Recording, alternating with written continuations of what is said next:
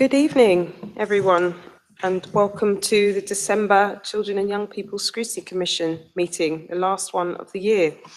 So this is a formal meeting of Hackney Council, and all the usual constitutional requirements of council meetings apply. It should be noted that this meeting is being held as a hybrid meeting, with members physically present here in the town hall and others connecting virtually. Officers attending the meeting are also connecting virtually. Can I remind members and officers, whether you are present here in the town hall or present connecting virtually, that this meeting continues to be held in public and is being broadcast live via the internet. The rights of the press and public to record and film the meeting continue to apply, and media representatives are in attendance and may be viewing the live stream. In terms of operability, can you note the following? This is for those of you who are attending virtually. Unless you are speaking, please keep your microphone muted. If you would like to speak, please raise your hand to get the attention of the chair. And please keep your camera on, as this helps the chair to identify who would like to speak. Thank you for that bit of housekeeping. Now moving on to item 1, apologies for absence. So I think I have apologies from Councillor Lynch, Councillor Garcia, Michael Lobenstein. I think we have some others. Anel Watson is the other absentee. Don't think we have any apologies for lateness. And just to let you know that the members that are connecting virtually are Councillor Selman and Shabnam Hassan. Item 2, declarations of interest. Do members have any declarations of interest? Joe? At primary school, additional needs. Thank you. Salma? Thank you. Okay. Councillor Sizer? Councillor Peters? I'm Governor of the Garden School in Hackney. Thank you very much. I think that's it in terms of declarations of interest. Now moving on to item 3, urgent items, order of business. There are no urgent items in the order of business as is published. Now moving on to item 4, our first substantive item this evening, and that's Hackney Education budget monitoring. Budget monitoring is a key responsibility of the overview and scrutiny function. For this purpose, the Commission undertakes annual reviews of education and children's social care budgets. Today, we're looking at the in-year budget position for Hackney Education Service for the year to September 2021. For this item, we have Mizanur Rahman, Head of Finance, Children and Education, Naeem Ahmed, Director of Finance, Children, Education, Adults, Health and Integration, Annie Gammon, the Director of Education, and Jackie Burke, the Group Director of Children and Education.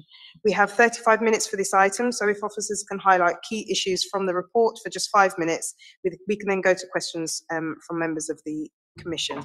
So handing over to officers.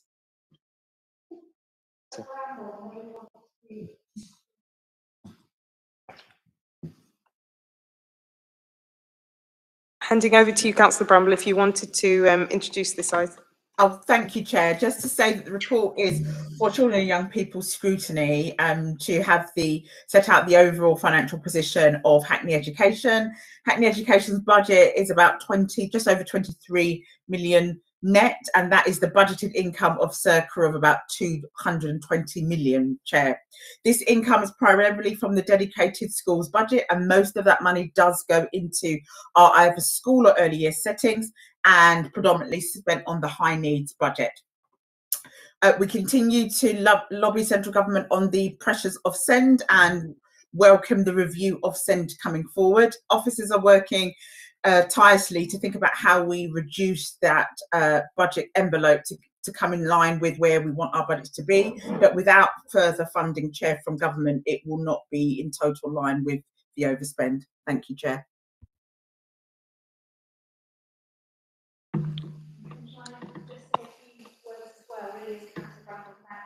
The majority of the money that we receive from schools and say more about that.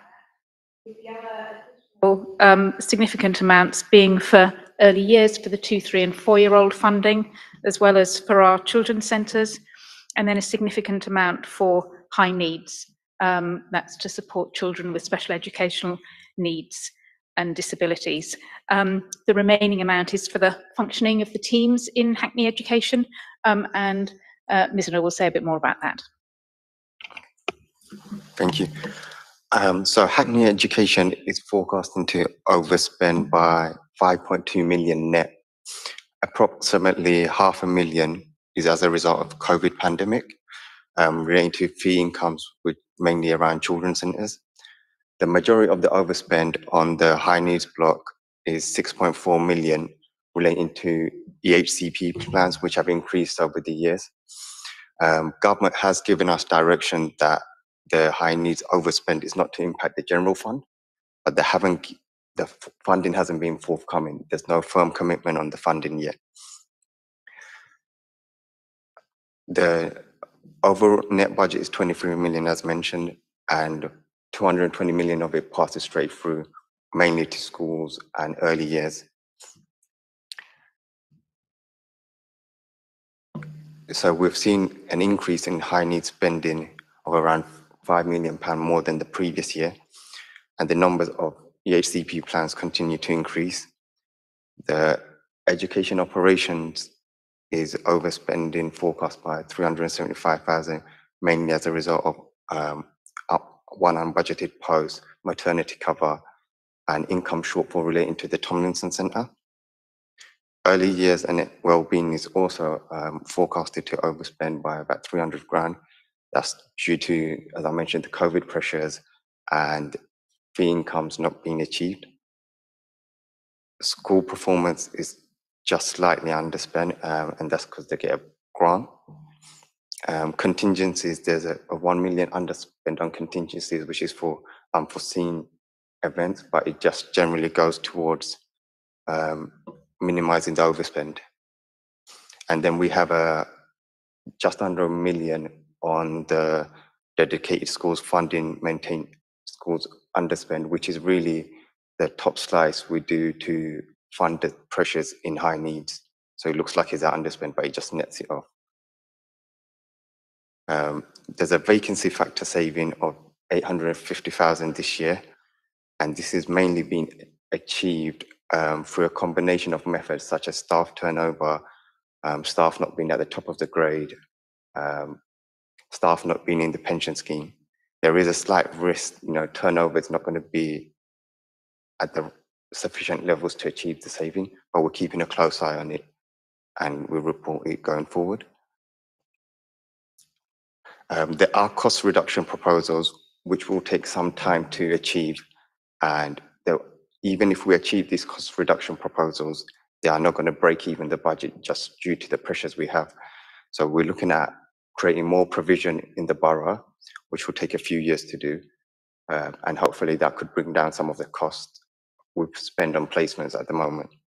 And another option is to look at the transport eligibility criteria and benchmark with other neighbouring boroughs to see how our offer compares to the rest of the borough.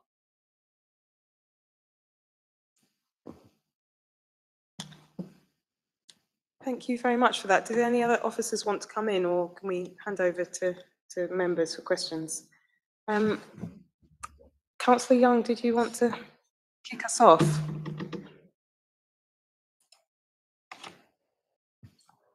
Oh, yeah. Hiya, that's it. Just thinking about that overspend and the pressures that creates. So we were thinking about the fact that, if you squeeze at one end, it must pop out at another somewhere. And wondering whether we could have a bit more detail on, on that overspend, where it's, what pressures it's creating elsewhere. So we know where you're overspending, you've already told us that, but particularly whether the pressures on the commissioning of independent provision on mainstream schools, on transport. And there's a second part, which I'll give you at the same time. We're well aware that there's a statutory obligation to, to meet the needs set out in an EHCP, are they called, in a plan. We just want some kind of reassurance about how that, how you manage to meet those needs, where there's an overspend, where there are budget pressures, and kind of what falls off the end in that case.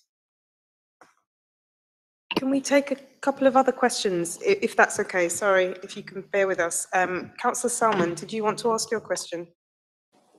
Yeah, thanks, Councillor Conway. It actually slightly, I think, dovetails off Councillor Young's question, which is understanding. So you've highlighted in terms of the vacancy rate.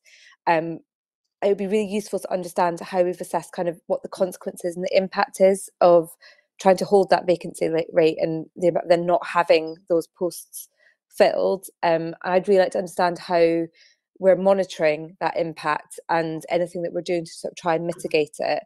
And I think you identify in the report the fact that it's not necessarily a sustainable approach, and it would be useful just to get a sense of kind of how we're looking ahead to think about how we then move away from that being sort of a way of trying to, well, not balance books because they're not balanced, but you know what I mean, to sort of manage that deficit. Thanks. You want to just take those, because I think that might be plenty for now. So the overspends are mainly as a result of the independent non-maintained SEND schools. So there's a large amount of spend that we're spending around 15 million this year. There's the special schools, which we have. We're spending around 13 million there. We also have the mainstream and the alternative resources provision. So we're spending about 8 million there. Then we have out of borough local authorities, and where we're spending about another 4 million there. They're the big areas driving the overspend. And when you were alluding to, when you squeeze on one side, it comes out the other side. At the moment, you know, I refer to the government's kind of said, leave it on your balance sheet for now. And the funding, we're expecting it to fully turn up at some point, but there's always a risk it doesn't. And this problem is across all local authorities. And in London, you're looking like somewhere around a £300 million over deficit sitting there. And I think this was at last year, so it's probably increased now. We've currently got about 9 million sitting on our balance sheet, and it's our forecast, which probably would increase as the new school year's kicked in. But looking at the position now, 5 million, that would simply add on to that. And you can see how it compounds up every year. Yeah, probably just to add to that. So it is a national issue, and obviously through various groups, we're lobbying the government to try and identify a sustainable financial position. I guess the real challenge is the longer it goes on, the bigger that gap becomes, and actually the government then to then find that level of funding, given the current wider financial context, becomes more challenging. But I think this year we've seen. So essentially, the growth year on year tends to be about £5 million in cost base, and in previous years that's just been met by the increased funding that we've received from central government. I think this year it's slightly more than that. So there is a slight recognition of it, but I guess part of it is we'll wait to see what details come out of the settlement later in the month. To be honest, that will give us more of a sense of what funding we've got for next year and for future years. Yeah, I wanted to answer the part about where does the money come out the other end, and we have a statutory duty, and my colleagues have talked about it. It goes into that deficit pot that is held slightly separately. But I did want to reassure the Commission that every child gets what they need. So it is a statutory duty, and we assess alongside other professionals what is needed for that child and work out the best place for them. Sometimes there's more than one best place, and we have to bear in mind financial costs of those places. So that is something that comes into account, because ideally we would want a local maintained school for every child.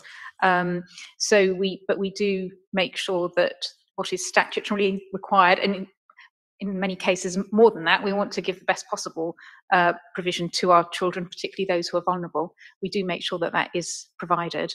But I think there is a wider SEND strategy that we've spoken about before at this Commission, about making sure that all our mainstream colleagues are very skilled, that we have extended local provision over the coming years in Hackney, and those things all help. But with the increasing numbers coming through, I think they might stop the increase in going up, but it's still going to go up, we think, that spend. The other point was about the vacancy rate and monitoring. We're just coming to a point part of the way through the year where we've been looking at that, and we're conscious that as Ms. Anua said, that we're probably not going to meet the target set for our vacancy rate. And I'm conscious, as other colleagues here from Hackney Education will be, that sometime, we have asked some of our colleagues to cover for other people, and sometimes that's manageable for a month or 2 months or 3 months, but it certainly does put additional pressure on. I think we are always looking for ways to be more efficient, and I think that has been the case for the past 5-8 years as the council has had to tighten its belt. So there probably are still some efficiencies, but we have largely taken the ones that we can easily see. And I suppose the point was about what's the impact of that 3.5% cut. It's a bit like a haircut all around that doesn't always quite fit. And I suppose that to make more significant budget cuts, which is something the council has to think about, and I know is at the forefront of councillors' minds, in some cases it needs reshaping rather than a trim of what's already there.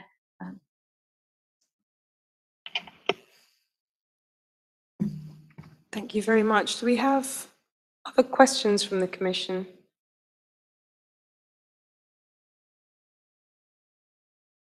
Is that Councillor Selman again? Did you have another question? Well, only if no one else did first in the chamber. Okay, you can go for it. There isn't anybody else at the moment. Sorry, no, it was just a question on, I guess, timings. So you already sort of pointed out the fact that the longer term sort of bigger sort of cost savings proposals. So in terms of, for example, looking at sort of commissioning of SEM provision and things like that, that is a longer term thing, and it's not going to be realised sort of in the near future. I guess it would just be useful to understand a bit better about, and I recognise it's a lot of uncertainty because we're still working through it, but roughly how those timings interact. So the fact that we've got cost pressures now, we've got much longer term savings, but what we're doing in the interim, and you sort of alluded to the fact that we're sort of in this weird place where we're waiting in limbo to find out what's we've been given a nudge and a wink to just kind of carry on where we are and see where that, but we don't quite know what's coming down the line from government. I would just really like to understand a bit better, like I say, the time is the interaction between long-term proposals, current cost pressures, and how we manage that in the interim. We'll take another couple of questions. Councillor Gordon? Chair. Yeah, I think my question's probably sort of related to Councillor Selman's. I'd like to sort of drill a little bit deeper into the significant spend on independent school settings in Hackney, and that as one of the particular pressures on our budget, really. And I think it would be really good, I think, to know a little bit more detail about that spend and how that compares, really, I think, to sort of statistical neighbouring boroughs, and what the particular pressures and circumstances are in Hackney and what we can do to mitigate that. I mean, I entirely appreciate the sort of longer term plans for capital investment in school places, but I mean, just really, is there anything else that can be done in the interim, and looking at that provision? I mean, obviously still meeting our children's needs. It would be good to know a little bit more about where that spend is going. Thank you.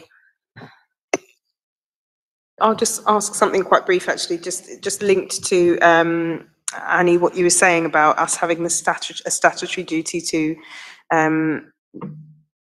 assess children and to meet the needs of those with EHC plans. But I think just thinking about the exclusion review, which we'll come on to later, what emerged from that was that there were, quite a few children in those alternative provision settings who the schools, after they'd been excluded from school and ended up at the APs or the pupil referral unit, were found to have undiagnosed special educational needs. I suppose my worry is that if we are squeezing at one end, as Councillor Young alluded to, does that contribute towards a lack of oversight?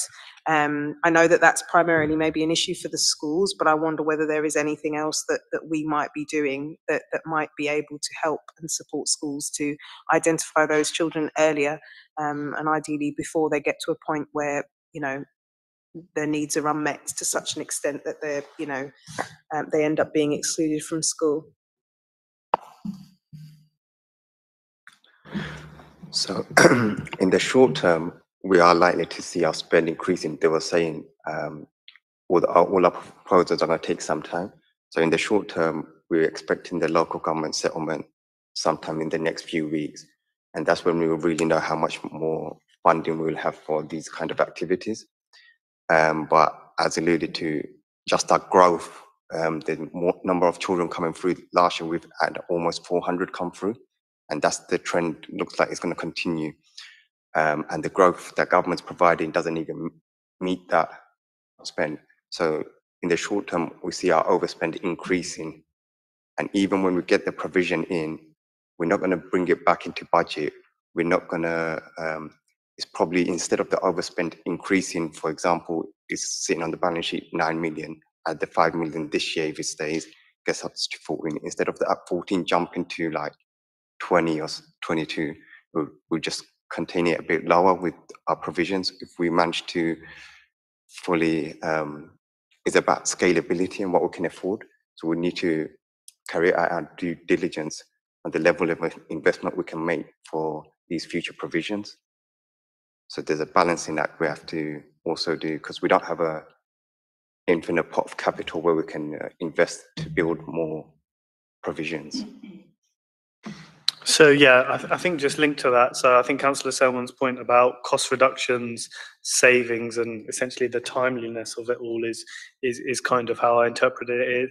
I suppose the cost reductions we need to do anyway, because as Ms. Anor alluded to, we're never standing still with this, and regardless of whatever funding that we get from government, it's never going to be sufficient enough to meet needs. So the cost reduction work will always need to continue in the background, but essentially there's only so much that we can do, and some of it will require additional capital investment, and I suppose we need to weigh that up. But I guess what we'll try and do along this process is essentially try and have a 3-year budget where we're not just responding to each year's settlement. We're almost trying to plan a bit more in advance, and therefore Annie and her team are able to think strategically what are some of the initiatives that we can do to try and address some of the cost pressures, rather than just crudely responding to the funding that we're given for each year. So I think that's what we're trying to do in against the cost reduction proposals and our savings plans. Essentially, it's look strategically long term, where do we want to be in terms of in-borough provision and some of those other elements that we've talked about. Thank you. And if I can pick up about the point about the independent schools, I know we had a presentation during this year, I can't remember, it's 3 or 4 meetings ago, on what we call INMIS, the independent and non-maintained special schools, talking about in some detail about the costs. I don't have the comparison to neighbouring boroughs to hand, but we will send that through. But I do know that the average cost for one of our children at an independent school is around 50,000 a year, whereas at one of our maintained special schools, it's about 35,000 a year. So we would rather they were at a maintained school and rather they were at a local school. So there's also some transport costs often involved. And that's the kind of saving, as well as it being a local school, that we want to see, and my colleagues have talked about. I think the other question was about whether there might be a concern that because of the budget issues that schools might not be putting forward children for assessment. I think schools are putting forward children for assessment, and I don't think they're put off by that. In fact, they understand the budget position and they know that there's a statutory requirement for us, and that if necessary we will overspend to meet the needs of the children. I do think, and this links with the exclusion item, that at times the children, for whatever reason, they've clearly showed some behaviour issues, but that hasn't been picked up as a special educational need. And one of the things we are very much encouraging, but can probably do further, is to make sure that any child who is struggling to behave at school, there's an assessment. And certainly the majority of schools do that. That also links in with the early help review and thinking about where a child or a young person is struggling in any sense and finding challenges at school, that there is an assessment and a broad multi-agency assessment, so that whatever the issue is that is causing that can be picked up. To add a comment in case it's useful to the Commission, around how the government has responded to councils who have actually accumulated a much higher deficit. So we're talking perhaps around 50 million compared to our 14 predicted cumulative deficit. And I think we did mention this at a previous meeting, but just to recap, they put in place what they called safety valve agreements, I think is how they called it. And the conditions they put in place to kind of offer some money to those councils to ease that deficit are sort of conditions that are very close to what we're working on now in terms of our SEND strategy. So bringing forward our graduated response, bringing in our in-borough placements. There's nothing in there that we could not meet if they were to make us such an offer. In fact, when we were doing some of our lobbying in response to the high needs consultation, we advised that they scrap the debt for all councils bar 10%, which we'd make up ourselves. But as yet, we haven't had a response on that proposal, but that would have been a nice way to solve the problem. And I think we actually have to be very pushy about this across councils. You can't just have every council sitting there nervously waiting for the outcome of the SEND review or what conditions might be applied to clearing this kind of deficit. But I absolutely concur with everything the officers have said. We are not going to pull back on our statutory duty in the face of that deficit. And we are working to reduce costs as we go.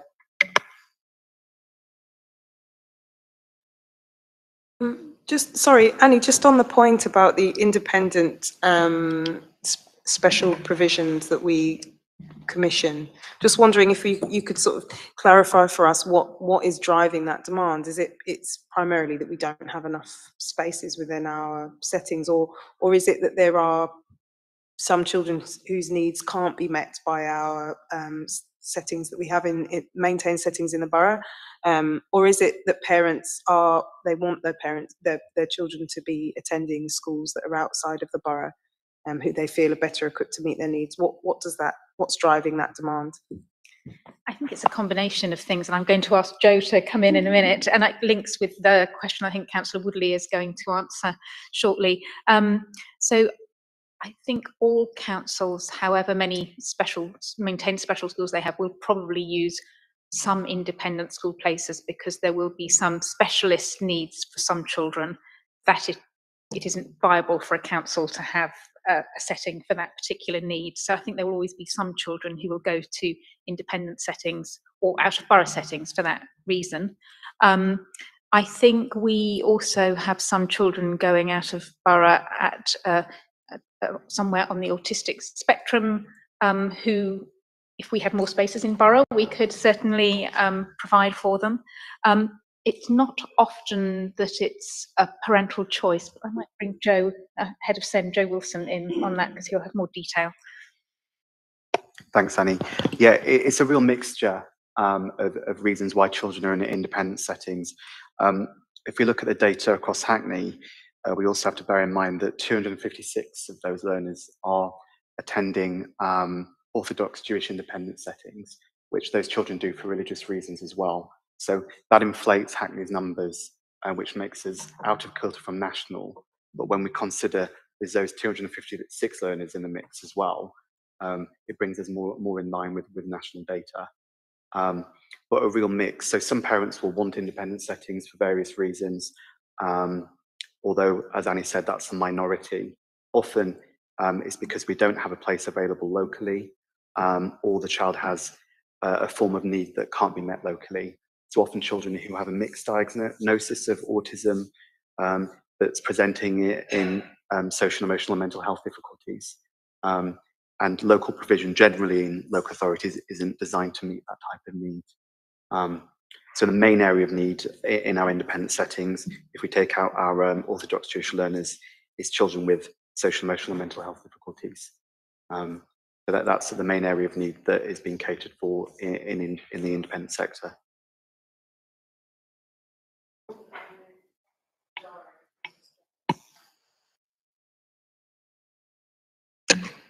And I just really wonder what a sort of feel you have really for the sort of need for this going forward, what sort of projections are made. I'd particularly also like to ask you whether you, because I've been told that there is unmet need in relation to some children within the, particularly who are in independent primary schools, and particularly in the Orthodox Jewish community, whose parents can't afford, or there are financial pressures which mean that they don't get EHCP assessments. I don't know how much of a feel you've got for that, and how that's sort of unmet need, and also projections, more general projections going forward, really, how that sort of modelling is being done, how you see it panning out. Thank you.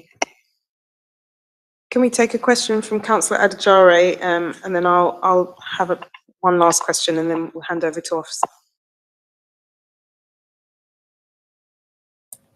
Well, thank you, Chair. I'd like to thank the Chair, Commission members and officers for this report. Essentially, it's a bare bones report which doesn't shy away from realities. We're not there yet, Councillor Adhd. Okay, sorry. Although linked in many respects, but yeah, next item. Oh, okay, sorry, that's my late arrival. Apologies. I have a question about children's centres. So, because we have lower than anticipated income from childcare fees, and this is causing ongoing pressures within early years budget and children's centres specifically, are there any plans for us to revisit the fee structure for children's centres? Do we have any other questions from the Commission? Okay, Councillor Peters. So, thank you very much for this report. I was a bit concerned at the end of the report. We don't have a lot of detail on the cost reduction proposals. There is reference to the fact that we did have a look at the school place reorganisation at the 1st of November meeting. And I know, as a governor of the Garden School, that we are expanding the Garden School's post-16 provision, which is excellent. There have been talk of expanding early years, which I think has fallen into the weeds somewhat. But it's interesting to hear that it sounds as if developing in-house SEND provision isn't going to tackle a hard core of Orthodox Jewish children being sent into private settings, but specifically on complex emotional needs, that category of children that you just spoke about, is that a category of children for whom in-house or in-borough SEND provision will reduce the need to go independent, or will that always be a category that is very difficult to reduce in going into independent settings? And just my second reflection was on the second cost reduction proposal of reviewing SEND transport eligibility. And as I say, as a governor of the Garden School, a lot of our time is taken up, quite significant concern for the governing body is the way in which children are transported to school. And clearly, the sort of children that are catered for at the Garden School, I imagine in other special schools in Hackney, are children that need a lot of care and attention in order to get them to school. So I'd be very worried about whether the review of SEND transport and the benchmarking that we're referring to is just just talking about reducing provision.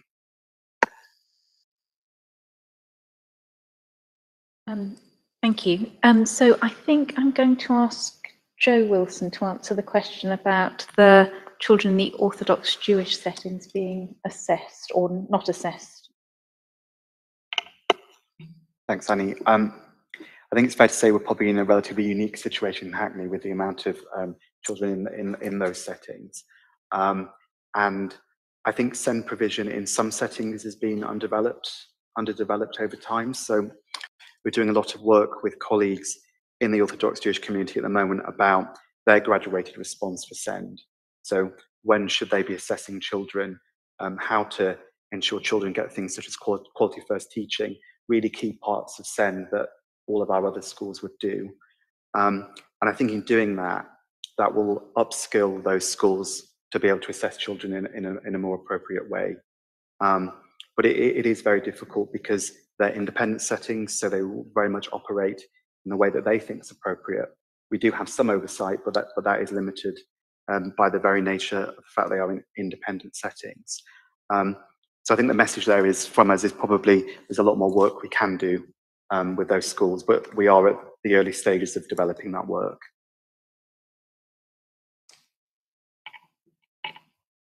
Thanks, Joe. And then I think the point about the children's centres and the shortfall in fees during this pandemic period and the early years budget, I think Councillor Woodley will pick up in her questions. So if there's still anything we need to come in on that, if that's okay, we'll leave it to that point. There was the question about would we ever have provision for those children with social, emotional, mental health needs in borough, that complexity. Yes, we do hope and intend as part of our outline plan that there will be some specialist provision. It probably won't be for all the children, but definitely more than there is now in something like an additional resource provision next to a school, and indeed Gainsborough School has just opened its ARP with that specialism. We want to have at least one more of those and also leverage the capacity that new regents may have as we look ahead, because there can be an overlap with some of with the skills that they use for some of their children and children with social, emotional, mental health needs. I think the transport point, and Joe might want to add into what I say, I think we are probably over generous with the transport, and there's a bit of that is because children go further away outside the borough, but there is also a bit that perhaps children who could travel independently and for whom it would be good to travel independently are still getting SEND transport, and that sometimes are buses, which might be going on that route anyway, but sometimes it's taxis on our taxi contract, and it's really that encouraging and supporting children to be independent that we want to see happen with the review of SEND transport. Do you want to add anything, Joe? Yeah, I think that's right. Our intended review is going to be looking at things like travel training and really building that in to become part of special educational provision. So it's actually something that trains and educates a young person rather than something that families are opposed to. And then looking at how we're transporting children to independent settings as well, and if there's more creative ways we can do that. And then in addition, we want to start thinking about sustainable travel as well. So can we have children walking together to school in the summer, for example, in groups, rather than relying on taxis and buses? So it's more about reviewing what we've got now and can we deliver in a more efficient way.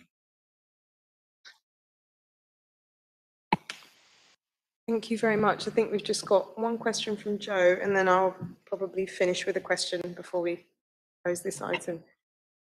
Thank you. Mine was quite a specific question regarding the additional 300,000 that was earmarked in the council budget for 2021 to 22, earmarked to improve attainment of young people over the next 4 years, specifically for groups that have historically underachieved, to reduce exclusion and assist with the transition from primary to secondary.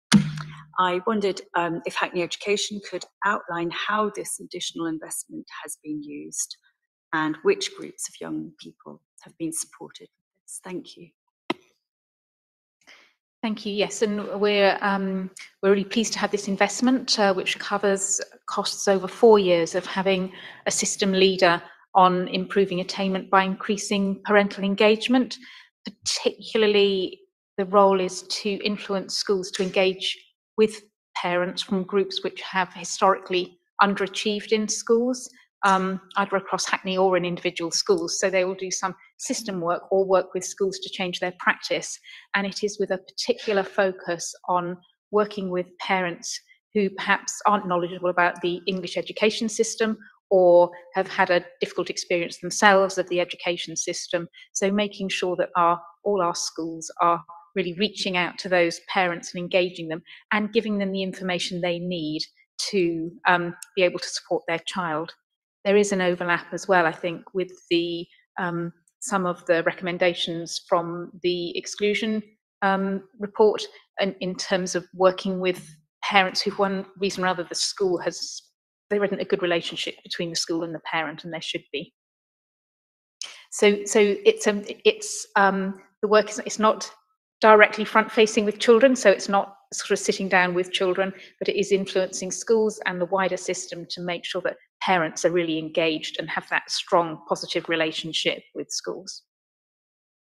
So it doesn't specifically include any front-facing support around those families, more vulnerable families, for example, in the face of it doesn't, but it does include things like making sure that families know where to go for some of our voluntary groups who can offer advocacy. So it would involve that. It wouldn't involve being an advocate themselves, but supporting that work.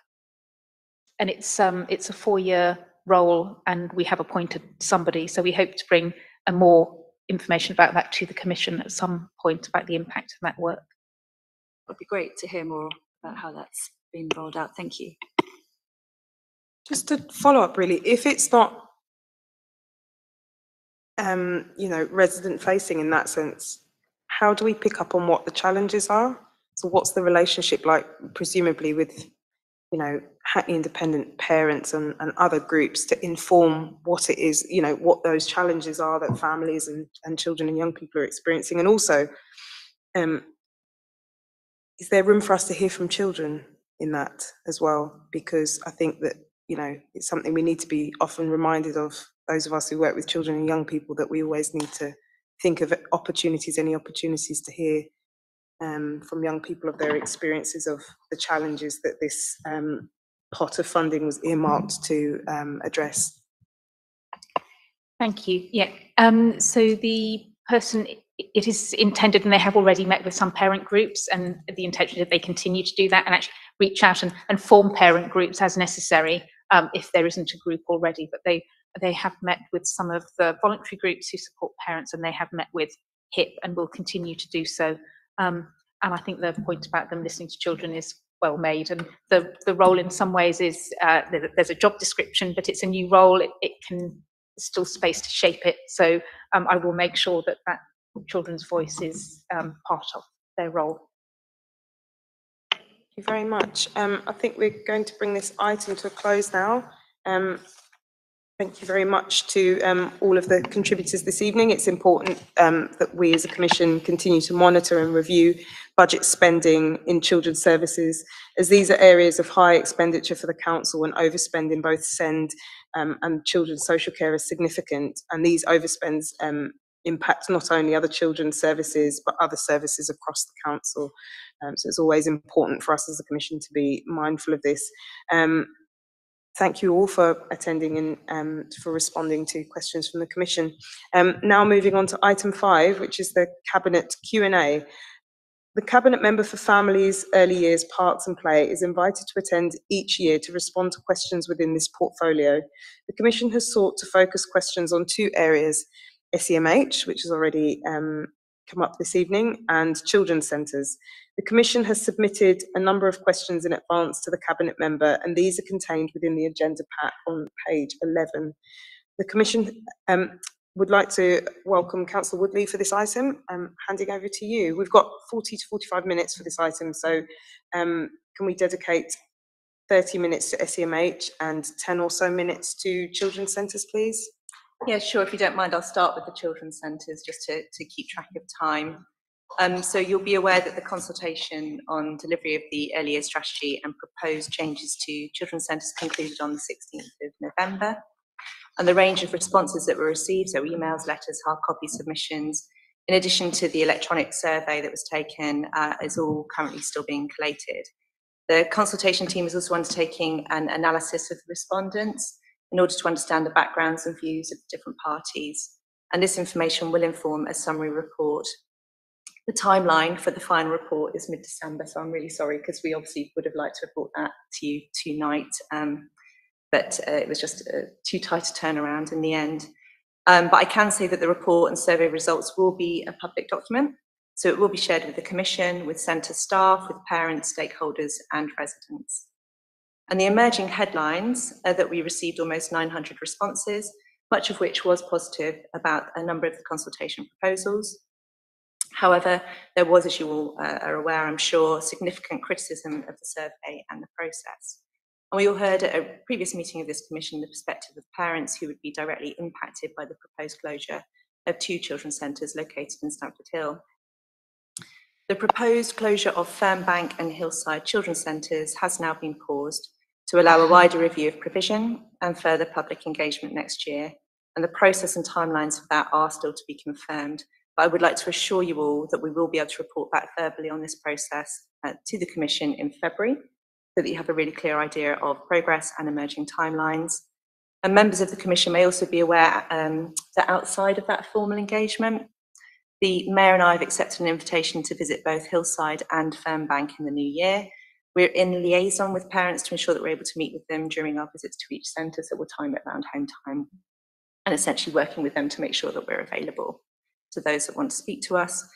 And in addition to this, I'd like to inform the Commission that I have committed to holding a roundtable discussion with residents in either January or early February next year to enable engagement in the work we're doing actually in both early years and in SEND, because obviously there's quite a lot of change happening in both these areas. So more details will be shared about the next steps in early years in the coming months. And as set out in the early years strategy, this will include the core work of developing the early years hubs in the north and south of the borough for children with complex needs. We're still committed to doing that. Changing a number of children's centres into new children and family hubs that bring together family support for children of ages 0 to 19 years, so increasing from 0 to 8, 0 to 19. And joining together our early years and health visiting teams to provide combined support and guidance for young children and their families. And there remains an opportunity there potentially for further insourcing and shoring up our health visiting work. And as you know, because we've just been discussing it, we still need to address budget shortfalls in managing our children's centre provision. And you'll now be aware that members are looking afresh at fees and charges across all services, specifically at implementing a minimum inflationary increase in fees of 3.1% for all services for 2022-23. So a 3.1% increase across all children's centre nursery fee bands would generate a potential income of 100,000, which given the service's current budget pressures would of course be helpful. Parents with children aged 0 to 2 years in each income band would incur the greatest increase as they currently pay the greatest amount. That's because parents in receipt of 30 hours free funded early education for 3 and 4 year olds will inevitably therefore see a smaller rise in fees. The likely impact if we go ahead with implementing this minimum inflationary increase would scale up across the bands, obviously. So for band 1, which is household income under 34,000, we might see an increase of around £12 to £24 per month, and that scales up incrementally to band 4, where you've got household income of 70,000 to 99,000. You might see something of between £16 to £35 a month increase. Band 5, which is household income over 100,000, they might be looking at something like £18 to £47.50 a month increase. In addition to looking at this inflationary increase, we plan to review the impact of the revised children's centre nursery fee structure that was first implemented in September 2019, and that's what the Chair was referring to earlier, in order to reach a decision about whether to move to phase 2 in 2022. And some of you will be aware that we paused moving to phase 2 in 2020 due to our being at the height of the pandemic. The core premise of the revised fee structure for us is to maintain that socio-economic diversity of the children's centre nurseries to support the educational outcomes of disadvantaged children, whilst also, in the face of our budget pressures, reducing the subsidy on a sliding scale with a view to retaining the greater subsidy to children in lower income households. So it's fair to say that the introduction in 2017 of 30 hours free funded early education to working families made places more affordable for eligible 3 and 4 year olds, so basically those children of working families. It's also fair to say that the government could go further to make eligible those families who would most benefit from free funded 30 hours and to ensuring providers those hours are properly reimbursed to cover the cost of that provision. That applies to all our settings, private, independent and voluntary, not just children's centres. If we are offering those free funded hours but we're not getting enough money back to cover the cost, that puts pressure on every provider. The cost of running the 11 children's centre nurseries, so 11 of our overall 20 children's centres, the cost of running those 11 children's centre nurseries providing approximately 500 full-time equivalent subsidised childcare places is currently 4.6 million. The hourly rate of a children's centre nursery place is £10.70 for 0 to 2-year-olds, £8.43 per hour for 2 to 3-year-olds, and £5.97 for 3 to 4-year-olds.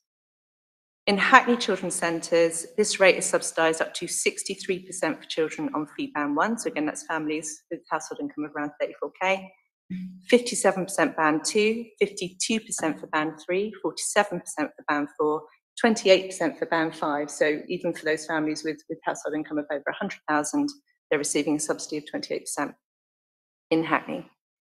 If we move ahead into phase 2, fee bands 1 to 4 will continue to receive a subsidy on a sliding scale. However, the subsidy would reduce for band 4 and band 5. But I think it's really important to stress that if we went ahead with those changes, that would present a risk, as the resulting fees may prove to be less competitive or considered a less attractive option to families who could secure cheaper alternative provision, which may or may not be comparative in environment and quality. So, this is all to be looked at, not to be decided on in haste. And of course, it's still far from clear to us whether families who prior to the pandemic took up full-time childcare and in many cases reduced these hours when they started working from home will return to full-time childcare, as we're all witnessing. The pandemic is far from over. The move to shorter hours, as well as vacancies across our network of provision, may continue for some time, and we will need to look closely at this as we review our overall provision. Again, we'll be happy to come back to you with further details on fees as this work, like this specific area of work, continues to move through the budget setting process, which I think will escalate in sort of January, February, and on the wider review in February next year, because we do want to come back with clarity on that process. And again, I wish we were a little bit more able to give you that detail today, but I think just to give you the assurances that we will be able to update you in that period. Would you like me to go straight on to social, emotional, mental health, or would you like me to take questions on this? Yes, please. Go straight on. Okay. In that case, I'm really hoping that Jo is able to present some tables, because of course, whilst this is a verbal feedback session on getting briefing notes from my fantastic colleagues in the SEND service, they're a very data-led group, and they are going to provide me with tables and figures. And so if Jo is able to share something on screen. Yes, he can. Brilliant. So I hope you can see that. You can see this is around the first question, which you've presented in 4 parts. So part A, the diagnosis of social, emotional, mental health in children represents an increasing proportion of local SEND needs. What figures do we have on this?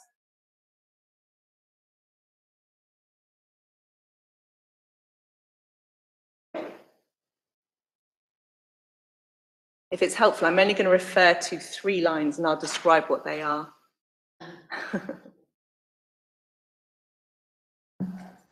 So the table shows, I quite like this mood in the chamber, I've not had this before. This table shows number of pupils in maintained schools with education healthcare plans by primary need from 2010 to 2020. So the 3 I'm going to highlight. At the top line, you can see the kind of the steep increase, and that's for autism. The line below it is around speech, language, and communication needs. And then the one we're looking at is a sort of dark blue line. I wish I had a cursor. Oh, maybe you've got a cursor, Jo. Can you point to? There you are. And that's your social, emotional, mental health line. So actually, you can see that's relative to autism and speech, language, communication needs. You can see that that's remained relatively steady, just a small uplift as we come into 2020. In the next table, we can have a look at the primary need, the greatest primary SEND need by age. And what I'm going to highlight here is that we do not have identification of social and emotional mental health in the under 5 age group. In ages 5 to 10, we are identifying 16%, in ages 11 to 15, 27%, and in ages 16 plus, we're looking at 27%. So as children are getting older, and perhaps we're having better understanding of behaviours you're starting to see something closer to I guess, our identification of autism. Up until that point, it's lower. In terms of SEND support, the number of, sorry, are you able to go on? Thank you, Jo. In terms of SEND support, the number of pupils with SEND support for SEMH has reduced from 1,068 in 2016-17. So if you look in Hackney at the top left kind of cell of that table, 1,068 in 2016-17 to 942. So that's actually a reduction of 11.8% in Hackney. In London, we're looking at a smaller reduction of 2.4%. Nationally, there's been an increase, though, of 16.5%. So at present, Hackney is not in line with the national picture. And I think we might want to ask Jo why we think that is. But don't ask me, because I'll need to ask Jo. And then in terms of the next table, please, Jo. The number of pupils with an education healthcare plan for the social, emotional and mental health has increased in Hackney from 117 in 2016-17 to 184 in 2021. And that's an increase of 57.3%. In London, we can see an increase of 55.8%, and nationally, there's been an increase of 55.1%. And in this case, Hackney is in line with the national and London trends, and I suppose I would speculate that that's because we have gone through the full assessment process, the education, health and care plan process. So moving on to your question B, which was, what do we know about the social and demographic profile of young people diagnosed with SEMH? And are we aware of intersecting factors or issues which may underpin increasing prevalence of children diagnosed with SEMH? We've got a breakdown of SEND support SEMH data here, which we'll have to scroll through slowly.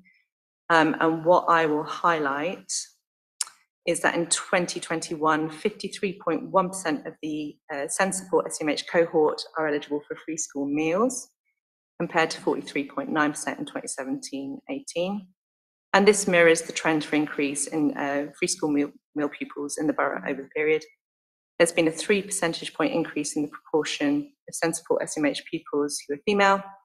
There's been an increase in the proportion of SEND support SEMH pupils in years 4, 5 and 7. And there's been an increase in SEND support SEMH pupils who are mixed heritage, up by 5.6%. And this is partly in line with the increase in the borough of mixed heritage pupils in this period. Go on to the next one. Breakdown of our education, health and care plan, social, emotional, mental health data. Settings, I'll highlight. There's been an increase in the proportion of pupils in mainstream, primary and secondary schools, up by 4.6% and 3.2%, and therefore a proportional reduction in the education, health care plan, social, emotional, mental health pupils in PRU and special provision. There's been an increase in the proportion of SEND support SEMH pupils in years 5 and 6, and there's been an increase in white and black pupils and a reduction in mixed heritage. Social, emotional, mental health continues to be the third highest category of need for pupils with SEND. However, autism remains the most rapidly increasing type of need, with a 15% year-on-year increase. And it's recognised that some categories refer to a very wide range of need. So SEMH can include young people with quite different behaviours. Diagnosis of attention deficit hyperactivity disorder, ADHD, I think is quite a common one. It can also include children actually with autism, as well as very specific mental health needs. And of course, we're all concerned about how that's been escalating through the period of the pandemic.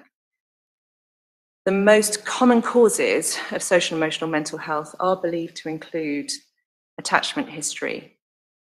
So we're looking at a lack of acceptance, a lack of needs being met, a lack of emotional warmth, a lack of positive feedback, and a lack of managing emotional response by a caregiver. We're looking at trauma history. So we might be looking at domestic violence, we might be looking at abuse, neglect, bullying, violent crime, social exclusion, hate, prejudice, and loss. We might be looking at current family dynamics, or indeed other dynamics and systems around the child in terms of their school, their community, and their society. One thing I do regret is that we can't share detailed information today about the overlay of children in need and social, emotional, mental health at school, special educational needs support, or at education, health and care plan levels, due to the cyber attacks. We don't have that kind of crossover information, which I think is something that we will obviously be monitoring and would want to sort of bring back in future. I do want to say that some children present these sort of challenging behaviours not because they've come from such difficult backgrounds. You know, that there are many ways that children prevent when they're trying to communicate. And I think one of the most fascinating things that I found when working on the scrutiny side of this table and going around alternative provision and looking at behaviour policies was how in certain settings, and I think of the garden school in particular, there was such an effort to understand behaviour and in terms of regulating behaviour to look at how to not only ask children to regulate their behaviour but also to ask staff to adapt. And that's something I feel very strongly should all continue to be looked at by the Commission. So how are local SEND services responding to this need and how the cumulative needs of this group of young people driving and shaping service provision? It is important to say, as ever, and as every officer here will affirm, that Hackney has very high aspirations for all our children. We've invested in specialist provision through the Building Schools for the Future programme and optimised the Department for Education SEND Capital Grant. The most recent allocation of SEND Capital, which was touched on earlier, has delivered 20 additional resource places at 2 mainstream primary schools, so Gainsborough and Queensbridge, both of which I got to visit with Joe, I think, earlier this year. And as Annie pointed out, the former, Gainsborough, is dedicated to social, emotional, mental health. We're currently on target to deliver an additional 50 places at the Garden Special School, and places are also being increased at ICBA, which is a fantastic special school, by 14, so that's a net gain in 84 places since 2020. In-borough places have not been sufficient to meet increasing needs, and this has led to the use of non-maintained and independent school, colleges and other settings, and as you pointed out earlier, it is likely that they will continue to be taken up in some of the Orthodox Jewish settings. But I think, as Joe pointed out, we can improve the relationship with those. And I do want to kind of highlight that in terms of cost and reducing cost, that is not where we see excessive costs applied.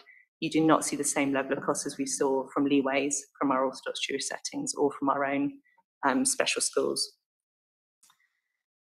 So within the 474 pupils that we have placed in non-maintained and independent schools at cost of 13.8 million, around 150 of these pupils are classified as having social, emotional, mental health as a primary need. It is a significant number of those pupils. And strategically, we want to see this funding utilised in borough. So to achieve this, we plan to develop in-borough places and a consistent graduated approach, which you have heard us speak to already, and we'll speak to again and again and again. And as we've said, such rebalancing will require upfront revenue and capital investment. It's an invest to save approach. Hackney's needs analysis, or SNAP, is the first stage in a planning process that leads to the development of sufficient places. To ensure sufficiency of places, the SNAP must link to the updated SEND Partnership Board priorities and the borough's capital plan. And the data is currently suggesting a year-on-year annual increase of around 400 educational health and care plans per year to 2026. And in practice, we are also anticipating seeing in 2019-20 an increase of, more specifically, 323 education health and care plans, and in 2021 an increase of 396. There are a number of impacts that could impact on this scenario: a projected surplus in reception school places, social and economic conditions post-COVID, the impact of post-COVID recovery plans, change in primary SEND need, the development of the graduated response and how successful it is, the effectiveness of the SEND local area partnership to deliver a revisited SEND strategy and action plan, and the inclusive nature of mainstream schools and the percentage of children and young people with HCPs in mainstream settings, and any time lag in developing that new in-borough provision. The longer it takes us to provide it, the longer it takes us to meet that challenge. And I think Annie already touched on our sort of new vision for New Regents College, but I'll just end there if that's helpful. So as touched on, as part of our local area work, we're currently devising a new vision for New Regents in partnership with the Management Board. And the strategy that's currently being formulated consists of redistribution of the places commissioned from New Regents to include early help placements to avoid permanent exclusion, utilisation of the surplus capacity within the school to consider social, emotional, mental health in additional provision, delivery of a primary phase response to exclusion through outreach into primary schools, and the creation of a nurture unit on a mainstream school site, and increased education early help offer for schools and families in order to promote inclusion and reduce exclusion. And in addition to the above, a strategy for pupils with emotional-based school avoidance is underway, including a focus on girls with autism. This is quite a large amount of my casework, so I'm really pleased to see this strategy develop. The Council's principal educational psychologist is leading a working group with families, practitioners and settings to look at actions to support this developing area of need. I think that'll kick off in the new year. And the working group will report to the SEND Partnership Board in summer 2022. I'm mindful that Councillor Bramble has oversight of New Regents College, so she may want to comment on this, but other than that, I shall finally stop talking and take questions. Do you want to come in, Councillor Bramble, or should we move on to questions? Just to say that I welcome the approach of New Regents. I mean, it is a 21st century building and it looks amazing, but I think the work that we do with children and young people needs to be different in that space. And I think this suggestion, I definitely welcome.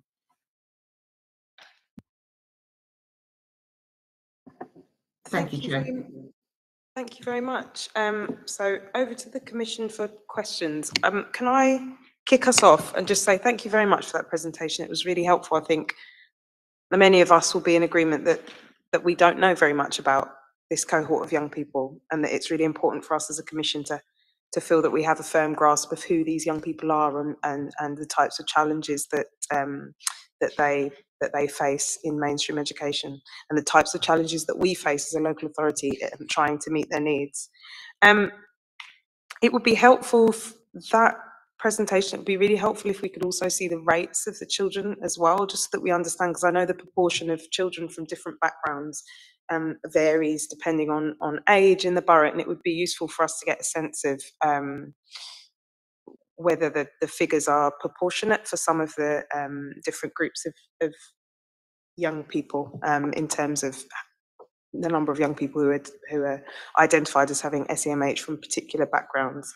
And that sort of leads me in a way onto the question I wanted to ask, which was, if some of the common issues that we know are likely to contribute towards a child or young person presenting with or being identified as having SEMH, such as attachment issues, trauma, domestic violence, what preventative work are we doing around that to you know, because I'm hearing quite a lot about the work that we're doing, which arguably we will always have to do to meet the needs of those children when they present in our mainstream settings with the challenging needs that they may have. But what are we doing to try and limit their exposure to the things that are contributing towards them having these sorts of identified needs? And it's also bringing me on to I attended one of the Health in Hackney Scrutiny Commission meetings, where I asked a question on maternal mental health outcomes for women from ethnic minority backgrounds, and found that the data suggests that actually Black women in particular are underrepresented in our stats that we have on presentations of women with postnatal depression and various other postnatal mental health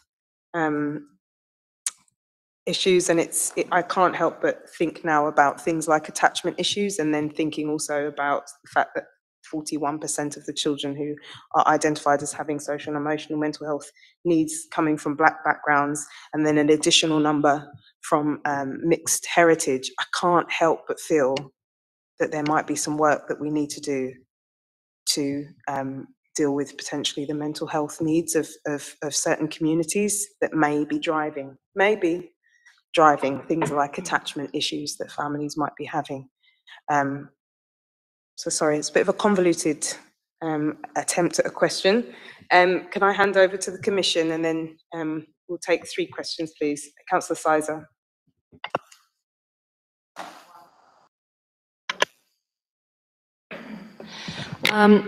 Thank you so much. Really, really helpful report.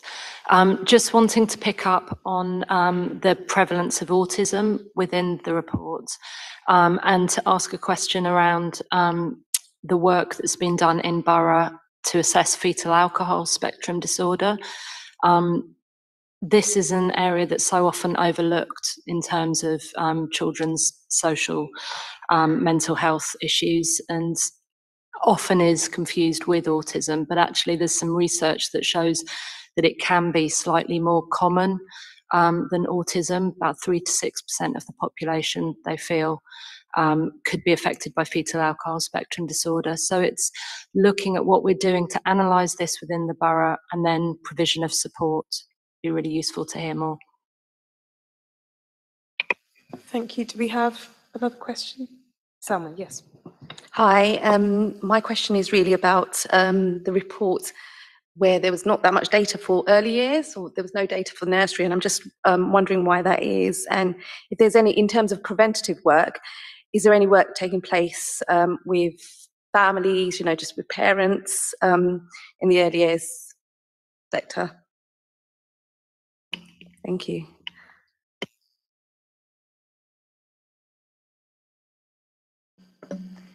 So in terms of attachment and trauma, what are we doing to support? I think this is something that's quite core to the overlap between the work we've been doing in the early years strategy and the early help review.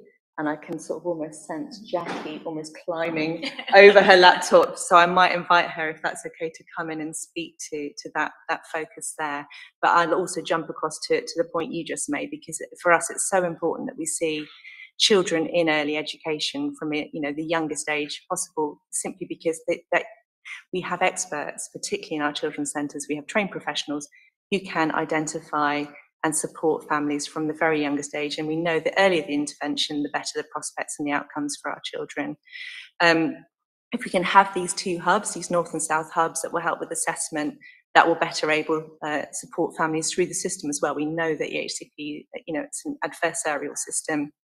It's competitive, it's difficult, and we want to kind of take some of that stress and anxiety out of it. So I might also invite Donna to come in and speak a little bit to that, as soon as she's taking the trouble to come here tonight.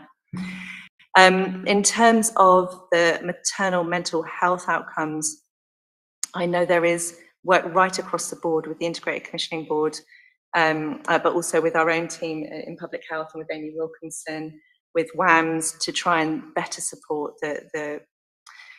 we understand the pressures are sort of mounting in mental health across the schools and the wider families. But I will have to defer, I think, to Councillor Kennedy to speak specifically to that. I know he has also made a commitment in meetings that we had over the weekend, Councillor Sizer, to look more closely at fetal alcohol disorder as well. And I think you've raised this point and raised it well at a number of meetings, that we need to have that distinction in diagnosis between the fetal alcohol syndrome and autism. So I think that has been fully taken on board. But if you don't mind, I'll hand over to Jackie. And is that okay, Donna, if you also come in? Thank you. Yes, thank you, Chair. So in terms of the early support that the question's been asked about, we're absolutely committed to helping children and helping families earlier. We'd far rather spend less of our money on acute interventions and more of our resources on helping more families. So as a directorate, we're working very closely towards looking at, as Annie referenced earlier, how we can become more combined across the education piece and the children's social care piece, and of course with CAMS, because we know that for some of the children who are presented, it can often depend on who's witnessing the behaviour as to what interpretation they put on it and which pathway they then refer a child to. So we're quite ambitious to develop a system which not very many authorities have managed to do, which is to have a more holistic approach to integrating our early help. And we're focusing this a little bit on some of the work we're doing around developing our early help offer around children and family hubs, using the children's centres as a strategic basis to offer a more integrated approach to 0 to 19 instead of 0 to 5. So we do have a lot of ambition in that space, and Donna will come in and talk a little bit more about the Children's Centre offer as it is. I just wanted to pick up, Chair, on your reference to maternity outcomes for Black and minority ethnic mums, and certainly in terms of the Children, Young People and Maternity Working Group, which is part of the Integrated Health Commissioning it's certainly been picked up as an action that we need to get better at, and resources are being directed to improve, particularly in the perinatal space, some of the support that's made available and more early way to women of Black and minority ethnic heritage. Very much. Just to add to that point, really, because my anxiety really for us, for the directorate really, is that some of the issues or challenges that the children and young people are presenting with might have a lot more to do with what's our other directorates are responsible for, so housing issues, which we know are really huge issues for a lot of families in the borough, and that can exacerbate other issues in relation to family dynamics and financial pressures that all presumably contribute towards, I know this is not a favoured term, but the ACEs, the adverse childhood experiences. So I would really welcome, you know, some cross-cutting pieces of work to look at what work we can do with our colleagues on other directorates to see if there are any things that are contributing towards this increase in the number of children who are presenting with or being identified with social and emotional mental health needs, rather than us having to respond to the needs once they've already accumulated to such an extent that the you know, families and children are really in desperate need of the help that they will get from an EHC plan. It's just the adage of prevention better than cure, ideally. But do we have any other questions from the Commission? So Joe and then Councillor Young. You wanted to come in, sorry. Okay, thank you. If I can just pick up the question first around the data for the under fives that wasn't in the main EHP CP data. That's because we have a separate funding, but it'll probably bring it together next time. So we have the Early Years Inclusion Fund, which is top sliced from the free entitlement grant. And so I'm just looking at the data now. And over the last financial year, we supported 260 children. And that is schools, early year settings, PBIs, wherever children are, can apply to that fund. And it's really, if those children are demonstrating emerging needs, and the fund is about supporting the setting, to think about how they can support that child to access the curriculum, and whether or not they need to make any adjustments within their settings, or whether or not they really do need, these children have got additional needs, in which case they can evidence that with the additional resources and then support these children to go on to get an education, health and care plan. We think that, having just reviewed it, which is why I've got the data to hand, is that our early year settings may not be requesting education, health and care plan early enough to support those children's transition to school. And we think we're starting to understand why that might be. So we're readjusting the guidance to sort of say, because that money, that funding, those 260 children is about early identification and it's about emerging needs. Some of those children will go on to need an education, health and care plan. Some of them won't. It will just be about how you upskill practitioners to better meet those children's needs to access the curriculum in their setting without additional resources. So we are supporting children in the early years, which is doing it with different pots and a different data sets. So that's the first thing. So thinking about the attachment. So part of our 3-year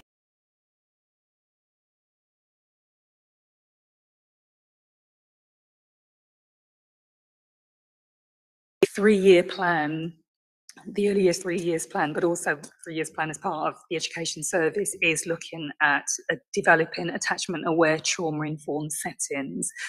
So working with settings, that's our early year settings, our schools, but also about attachment aware trauma informed practitioners also. And that work started pre-COVID. And then coming out of COVID, it's taken on a whole new life of its own because of COVID, and it still remains a priority. Now, attachment for early years is core business because all of the training that we do for us forever is about attachment. And it's about looking at settings, understanding children's attachment, the attachment of their caregiver, but also when practitioners, family support workers are working with families who would benefit from additional support, thinking about that attachment as part of their work. And more recently, building on the work of colleagues in children and families, is looking at racial trauma also is now also on the agenda. So I can't sit here and say that we've got it's emerging work. It's on the agenda. It is a priority. We started off by training, working with health colleagues across the system, looking at practitioners, and then more recently looking at the settings. And the virtual school for looked after children actually pioneered and started that work in around 2018, I think. And a lot of the schools have actually, they haven't just got on board, they have really taken it to heart and started to think about how they respond to children. So if a child's come into school or an early years setting and their behaviour is not acceptable, to almost pause and think about what's the antecedent behind this behaviour.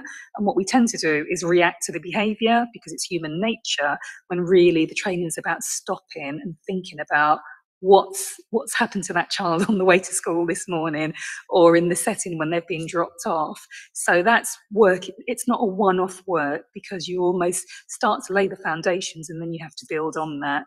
Alongside that, there's some work, again, you will have heard Annie speak about the diverse curriculum, and that's important in the early years. It fits nicely with the early years foundation stage curriculum, which talks about the unique child and developing their self-esteem and belonging, and then thinking about how you support those children to not just regulate their own behaviour, but actually develop empathy for others. So again, that's some of the work that we've been doing, or colleagues, early years consultants have been doing with settings to support those children, because often it's because children haven't got the language, they can't express their emotions, they can't express their feelings. But if we can give them the language to do that, then the chances are they will learn to regulate and they will learn to demonstrate empathy for others. So that's some of the work that's been doing in early years around mental health, maternal mental health, yes. As part of the Young Black Men's strand, there is an emotional, I can't remember, I'm on the strand and I can't remember what it's called, emotional well-being, I think it is.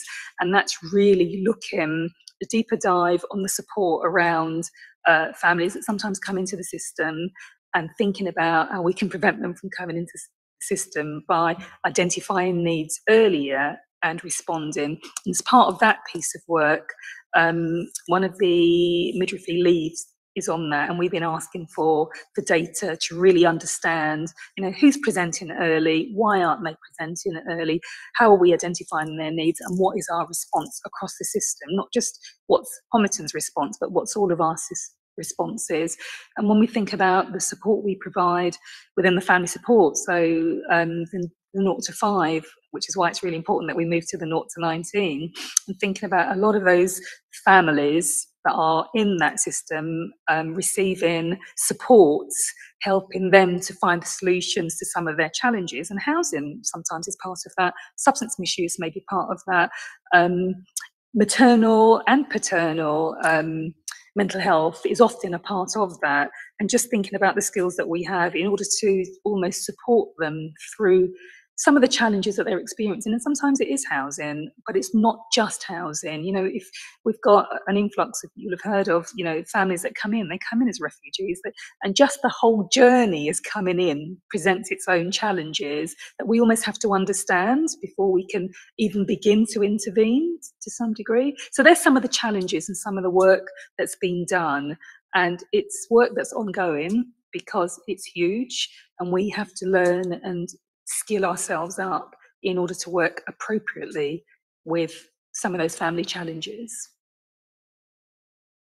Very much for that, Donna. That was really helpful, and you sort of led me on to a question that I wanted to ask, not directed at you specifically, but it was just interesting to hear the approach to behaviour and in interpreting challenging behaviour in early years settings.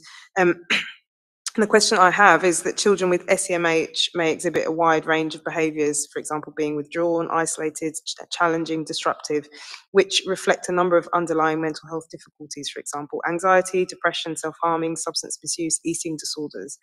In this context, what role can positive behaviour management strategies play in local schools helping to identify and support children with SEMH? Because I appreciate that's what we're able to do in our early years settings, but are we able to do this on a broader scale? Are we able to influence these approaches to behaviour management on a broader scale so that our offer to children with SEMH who are identified with SEMH needs, who are currently within our maintained settings, are supported to remain there? Because we know that about 60% of the children identified from the deep dive that Hackney Education Service did between 2018-19 sort of shows that 60% of the children who were excluded during that period were, identified as having SEMH. Yeah, obviously I believe we can. I'm going to ask Jo maybe just to talk about some of the changes that we're looking to make, partly because I'm not quite sure what I'm allowed to say and what I'm not allowed to say at this stage, but in terms of SEND to sort of improve the support we give to schools so that they in turn can better support the pupils. Is that okay, Jo? Throw you in? Yeah. Yes, our schools do a lot, and so obviously some schools will do it better than others. But we've recently developed a graduated response for SEND, and part of the key aspect of that work is not looking at special needs in isolation, so not looking just at autism or just at speech and communication or SEMH, but actually having a holistic offer to children. I think that's a really good starting point for improving practice. Because without that, we just look at needs in isolation, which then leads to things like exclusion. Because we know that a lot of our children with SEMH will also have undiagnosed learning difficulties, for example, or communication needs. And if we're approaching that from just a behaviour strategy, we're not going to get underneath those learning needs, so behaviour is going to increase. So really working with schools at the moment to try and make sure they understand what the offer is to meet needs in a wider way, really.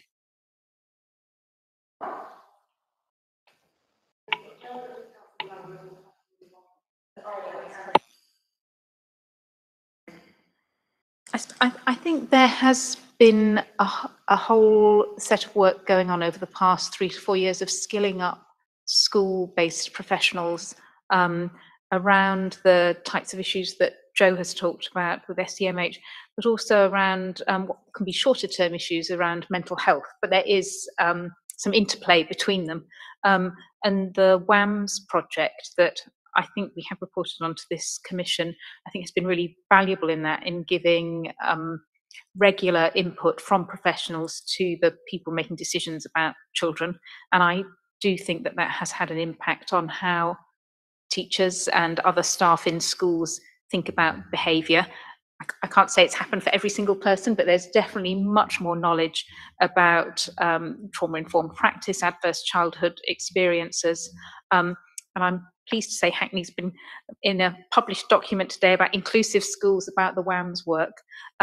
What I was thinking, though, was that I think that the WAMS work could develop further with a lens of race, which I'm not sure has always been there, which goes back to your original question, Chair. But I think it's been really valuable work that has helped around the SEMH field and skilling up adults.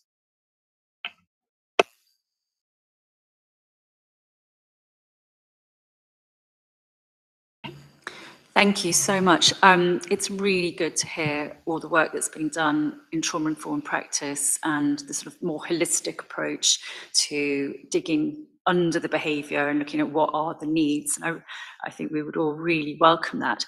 I wanted to question, without sort of naming specific schools, but how many schools are accessing the training on trauma-informed practice and training about ACEs?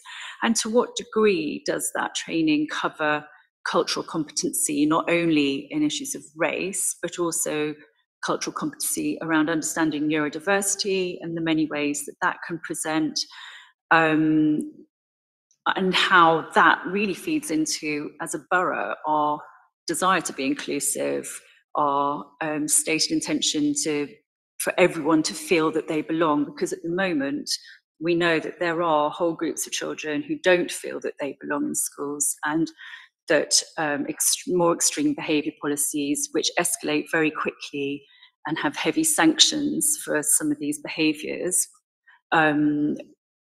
turn what could be a very easily dealt with issue into a child who ends up being labelled with SEMH.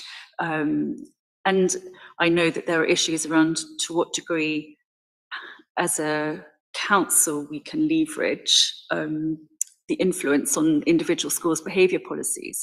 But I wonder if you could speak a little bit to what proportion of schools you feel are taking up these practices, and how quickly you think we can see more change in terms of understanding around that tension between mental health, neurodiversity, behaviour that challenges, and very strict behaviour policies that escalate very quickly. If we could take the other two questions before going back to office. Data, would you mind putting up your charts again with there was the sort of autism line that was like this, and then there were various other ones along the bottom that we didn't look at.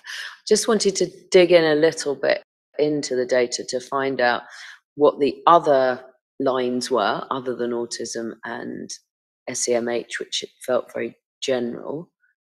And I also wanted to know, Chair asked about the trying to get a kind of richer understanding, I guess, of who these children are and what the issues are. I just wondered if we actually have data, for example, on what proportion of children with SEMH have housing problems, what proportion have other problems which although we all know would feed into their well-being, we might not be marrying up those two data sets. So be really interested to see, so I can't quite see that, but I'm picking an example that's not random to me because I have a child with it, but ADHD, for example, do we have other neurodiverse or other spectrum described along there? I can't see. I don't know what it says. I don't know what the other lines say. I can't read them. I'd just be really interested in what the sort of relationship is between each of them, how we're obviously looking at autism. We're obviously looking at autism because the line is up there, but what are we doing down the bottom here where the lines are kind of fairly stable? And the last bit was, I didn't fully understand the numbers. So lower down, I think there was a number saying there were 180 children with EHCPs. That didn't sound right, because then you later said 478. So I'm not sure what the numbers are. I wondered what are the numbers of children in the immediate bracket below, the kind of what used to be called school help or something. So the children who don't have EHCPs but are taking funding from schools in order to provide them with additional support, and may have an identified learning difficulty or other issue, but not serious enough for an EHCP.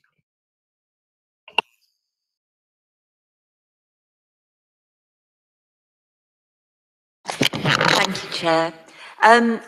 I am aware of, because I have two friends who've participated in these schemes, that there are programs, voluntary programs, using volunteers who are experienced, emotionally literate parents, deployed to work with young children, and we are talking children sort of aged from 4 to, I think the second one was 9, who are in family settings where there is an absence of emotional literacy, or there has been, childhood trauma that has severely impacted the child. And I just wondered whether Hackney was using any of those schemes. I know one child one in Waltham Forest, one in Islington.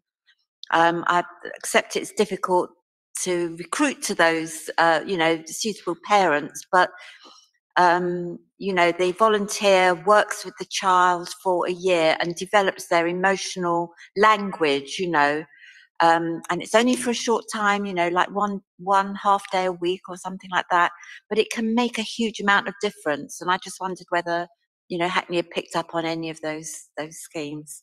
And I'm willing to make further inquiries if you're not aware of them.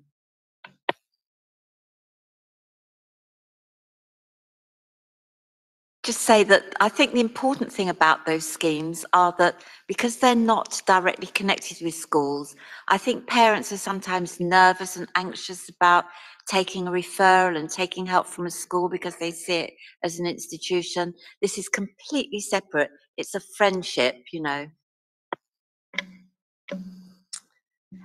So, Joe, you asked about how many schools are accessing training. I'm hoping Annie might be able to help with that, but certainly in terms of events that I've attended, we had the sort of the SEND relaunch conference, we had head teachers from right across the board attending that, and you know, I think there is a recognition that there needs to be sort of change and further support and improvement in SEND across the board. So that was an extremely well attended and well supported event. And also I sit on a number of SENCO conference events as well. So I do sort of see quite often the regular faces from specific schools, often schools where we do see best practice. But again, a wide cohort of SENCOs coming in for sort of regular training. So we definitely have those connections and we monitor them through the Hackney Schools Group Board as well. We look at that parent engagement side of things as well. Very much take on the chair's point about children and young peoples, which is another area of work that the specialist teacher who's been assigned to the SENCO forum has been, well, Rhiannon Eglon, we've talked about her before, is very engaged in. So I feel like we have the structures in place, we have the expert in place, the offer is going out there, and I'm hoping Annie's going to be able to help me in terms of talking about how much it's taken up. And then I think it would be absolutely fine for Joe to bring up that data again and just go through some of those points that you raised, Sarah,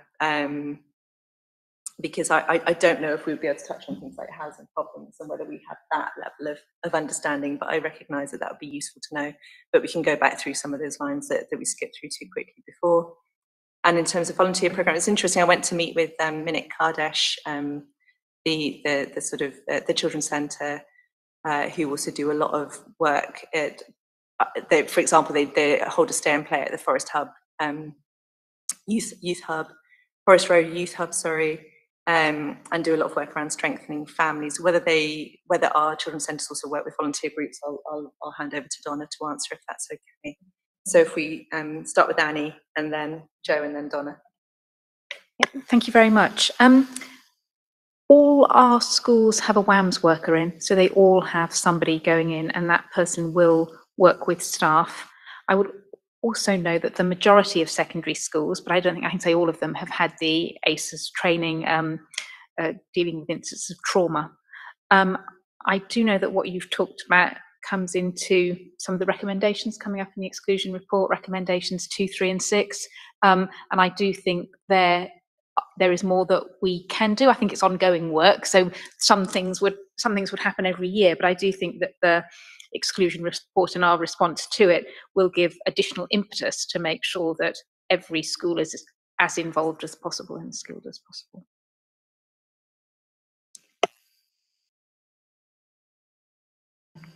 Again, I think there was a question about behaviour policies as well in schools. So we had a session with the HIP, our parent forum, I think earlier in the year, around restrictive behaviour policies. And one of the actions was to try and develop a model behaviour policy that's inclusive to children with special needs, which is something we're trying to take forward at the moment. Obviously, our powers of push and pull are more limited with academies, but we think if we have a gold standard, then we can start sharing that around different schools to hopefully start to influence. And then back to the data. So I think that should be on screen. I think your question might have been why was the figure quite low, but that was because it was social and emotional health. Yeah. You know, there wasn't the entire number of EHCPs. is that right? Yeah, and I suppose you had a query about what the different lines were as well. So what the other lines were along the yeah, bottom, which so, are still significant numbers, but yeah, clearly not rising at that yeah. rate. So along the bottom would be what we describe as low incidence needs. So children with a visual impairment or children who are deaf, for example. Also children with profound and multiple difficulties. So the most complex end of the special needs spectrum. And those generally will have slight rises some years and other years will dip. So will generally remain steady, but increase in line with the amount of children we have. And then just moving down to the SEND support, which I think your query was about. So this was showing higher numbers in 2016-17 and dropping towards 2021. The reasons behind that, it could be that schools are assessing in a better way. So they're actually saying children aren't SEMH, they've got autism, for example, which could be part of the factor.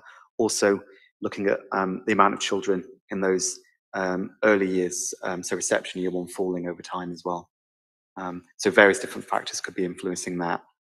What's interesting is that the numbers increase when we look at EHC plan data. So that shows us that when we are assessing children, we're getting a confirmation that their need is SEMH. One of the things we do find is that often if we're looking at school assessment of children, they'll describe children in the early years and in reception year 1, year 2 as having a speech, language and communication need. After a period of assessment, that might change to SEMH later on in their school life. So it's often a type of need that will develop over time as well.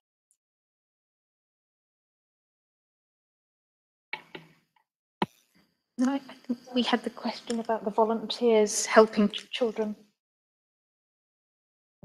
Yes, so are you describing Home Start? Is it Home Start that you're describing? You don't think so? Okay, because Home Start is a volunteer service which works with families in the home. And we've had Home Start in Hackney for a number of years, and then they lost funding, so we lost them, and they're back again.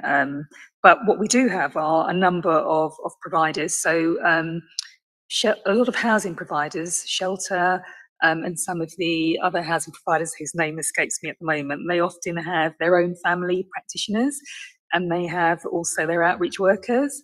And so they actually do work directly with the families that are in their housing estates without them having to be referred into statutory services, because, you know, they're connected within their community, really. So a lot of that does take place. And I think it's true to say that I don't think that there is any statutory service or any council-run service that can work with all of the families. So we are reliant and dependent on working with voluntary sector organisations where we can. And when I think about some of Councillor Woodley just mentioned Minute Cardes, but we've got other children's centres who are part of a wider community organisation, and they respond under that umbrella organisation also to families in need. So where we know that there are organisations, we certainly tap into them and use them if we know that they're a reputable organisation. So yeah. Thank you very much. We've gone over for this item, so we're going to have to draw it to a close, but thank you very much for this. It's been really, really informative for us and links to quite a lot of the work that we've been doing actually, and even I think almost all of the reports that we've already looked at today and that we're coming on to. So really, really helpful. Thank you so much. Now moving on to item 6, the outcome from school exclusions. So the Commission has completed its review into the outcome of school exclusions, and the final report is present for agreement. I'm just going to very briefly introduce it and then hand over to members of the Commission if they have any words to say, and then we'll hand over to officers if they want to respond to the report. So I'm pleased to introduce the Commission's much awaited final report on the outcomes of exclusions. National data and research shows that on average the outcomes for pupils who are excluded from school are significantly poorer than those of children who remain in mainstream education. These outcomes include significantly lower educational attainment, increased likelihood of being likelihood of not being in education, employment or training upon leaving formal education, being a victim of criminal exploitation, entering the criminal justice system and being imprisoned as adults. The national evidence also shows that some children are significantly more likely to be excluded from school. Boys, children from Black and mixed heritage backgrounds, children from travelling backgrounds, children with special educational needs, children in receipt of free school meals, children from single parent families and looked after children. Rates of exclusion from secondary schools in our borough have been above national and regional averages for a number of years, and in 2016, the Commission did an in-depth review on school exclusions. This review focused primarily on the Council's no need to exclude policy and involved speaking to schools about their views and commitment to a wellbeing approach to reducing school exclusions. However, exclusion levels in secondary schools remained high, and in 2018, after consultation with key stakeholders, it was decided that the Commission would revisit the topic of school exclusions in an in-depth review. For the review, the Commission reviewed national data and trends, academic research and legislative and policy frameworks relating to school exclusion. We held focus groups with children who had experienced school exclusion and their families. We also met with senior officers from Hackney Education Service and Skills and Employment team. We also made a number of visits to the borough's pupil referral unit and alternative provision providers, both within and outside of the borough. So what did we find? So we found that the rate of fixed term and permanent exclusions of children from secondary schools in Hackney has been consistently higher than both national and regional averages for a number of years. From our work, we know that young people who have been permanently excluded from schools achieve much poorer outcomes than their peers who remain in mainstream education. For example, national data shows that permanent exclusion impedes educational outcomes, with just 1.1% of children in alternative provision, where most of the children who are excluded are placed, achieve a good pass at English and maths compared to 60% of children in mainstream education. We also found disproportionalities in Hackney's exclusion data in terms of special educational needs, ethnicity and gender. In terms of ethnicity, the rate of Black Caribbean boys is both above the national and regional averages, and this rate has been rising against national and regional trends. Almost 2/3 of excluded young people have special educational needs, many with social and emotional mental health needs, calling into question the efficacy of our interventions to support these children to remain in mainstream settings. Given that these disproportionalities are long-standing, there needs to be greater oversight of exclusion data and fundamental and systemic challenges to those exclusion processes which create such inequalities. What we have also learned from this work is that many of the young people who are permanently excluded from school often have unmet needs, educational, behavioural, emotional, which may have contributed to their exclusion from school. In the deep dive undertaken by Hackney Education Service, it was found that 60% of children who were permanently excluded had some form of special educational need, but critically, what we learned from our discussions with parents, the pupil referral unit and individual alternative providers is that in many cases, these additional needs are not diagnosed until after the child has been excluded from school. This would suggest that more can be done earlier to help young people and maybe prevent them from being excluded. As an authority, we now have greater understanding of those children who are at risk of exclusion from school and need to work with schools and other local services to support children earlier to help address their needs and hopefully to help these children to remain in mainstream education. We know that early targeted help does work. Look at the success of the re-engagement unit in primary schools. We now need to apply this to secondary schools. Schools not only provide education and learning outcomes of children, not only improve education and learning outcomes of children, they also help maintain oversight of children, keep children connected to statutory support services, and are a protective factor helping to keep them safe. A recent serious case review into the tragic death of a 15-year-old boy who was stabbed to death in the borough in 2019 noted that the extent to which his permanent exclusion from school served as, and I quote, a catalyst to the deterioration in his behaviour and the decision that exposed him to a new and more challenging environment. Therefore, more by way of detailed multi-agency safeguarding assessments to understand the risks that may result from a child being permanently excluded from school must happen before an exclusion decision is taken. Given that alternative provision is looking after some of our most vulnerable children in the borough, it's clear that we need to be sure that as an authority, we are providing all that we can to support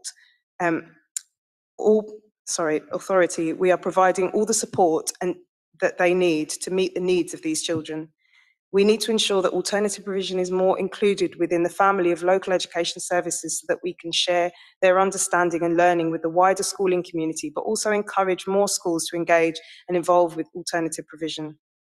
The authority has a system of local improvement partners which work to develop and improve local schools, and the Commission would like to see these working with local alternative provision. As a local authority, we are too reliant on what alternative provision is actually available rather than what is needed to support local young people. This requires the local authority to take a more active role in shaping and supporting the alternative provision which it chooses to send excluded young people to. We also need to do more to hear the voices of children who are excluded from school, their parents, carers and families who reported to us the numerous and varied challenges they face trying to navigate the exclusion process and trying to find appropriate and suitable alternative provision for their children. The outcomes of excluded pupils are varied, and the exact reasons for the poorer outcomes that too many of these children and young people experience are multifaceted. While there is no evidence to show a direct causal relationship between school exclusions, these significantly poorer outcomes it's worth noting that there's also no evidence to the contrary. However, what is widely recognised is that exclusion from school is a contributing factor, contributing towards the likelihood of a child going on to experience significantly poorer outcomes that boys, Black Caribbean boys and children with special educational needs are more likely to experience. During some of our site visits to an alternative provision setting we visited, we got the opportunity to go into a classroom and quietly observe the teaching and learning. Despite our best efforts to quietly walk into the classroom and stand at the back, out of view so as to not disturb the class, the pupils were aware that we were there and invariably would look over at us. I vividly remember being in one class. I remember being really impressed by the quality of the teaching and the level of engagement of pupils. I also remember how I felt when I realised that every child in that class was a Black boy.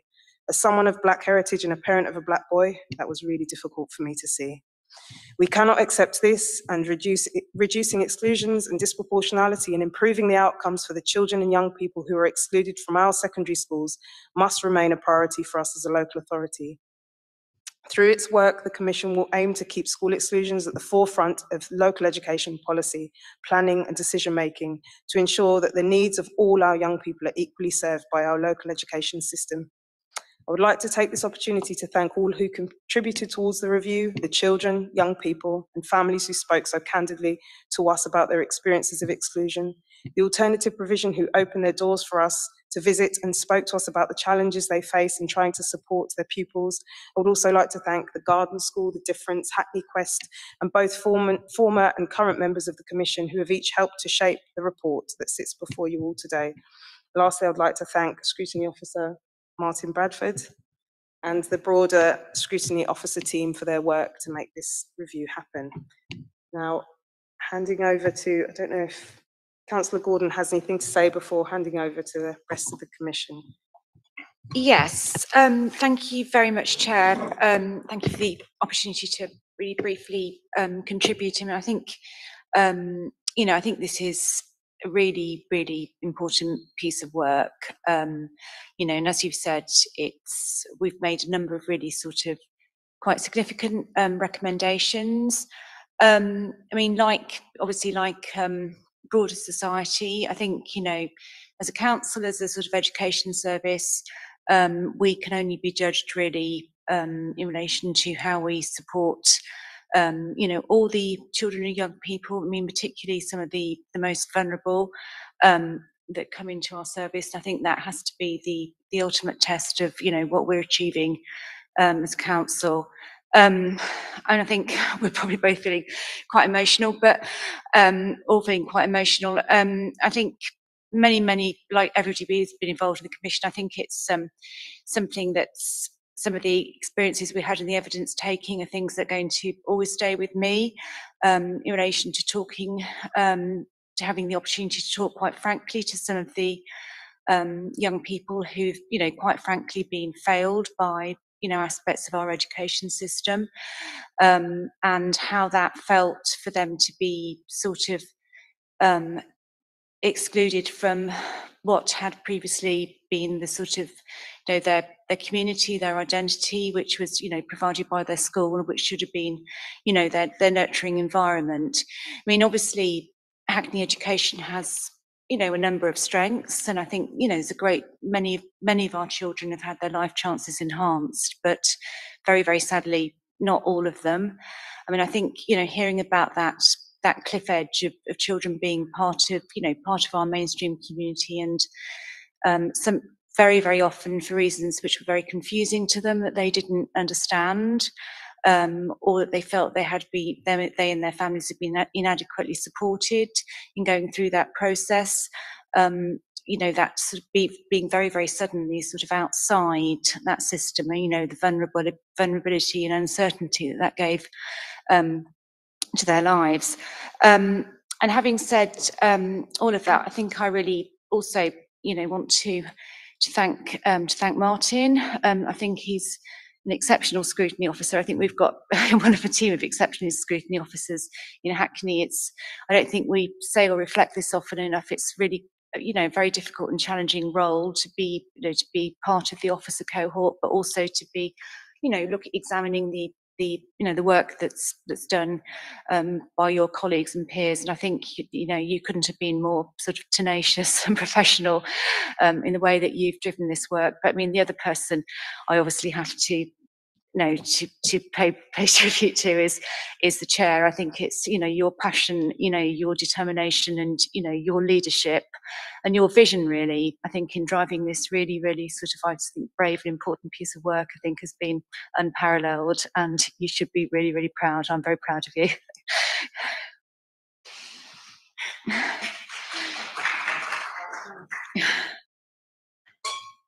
That's quite hard to follow now. Thank you very much for that, Councillor Gordon, and again, thank you, Martin.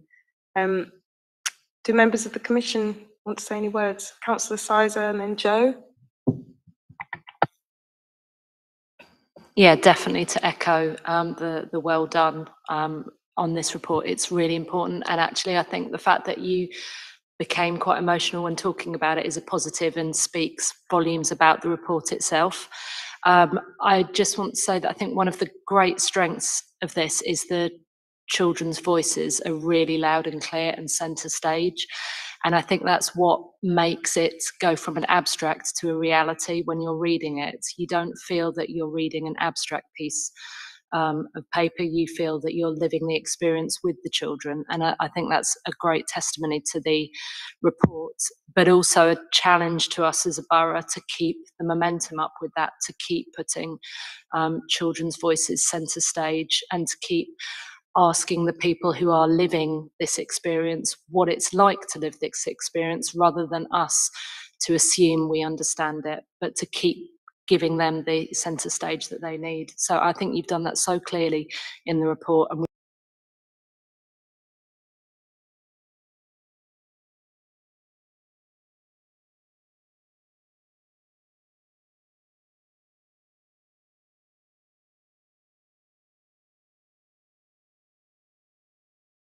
and I think this issue about the voice of the young people and their families, just to really add to that, I'm a member of the Commission who was part of both of our exclusion reviews that we have done as a Commission. And the things that have stayed with me so powerfully have been the discussions we had over various forums, interviews, visits to settings with young people.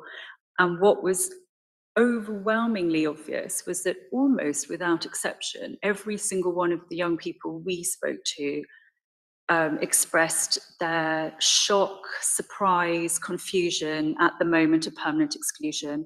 They had genuinely did not know that they were at risk of this happening. It felt like the rug had been pulled from under their feet.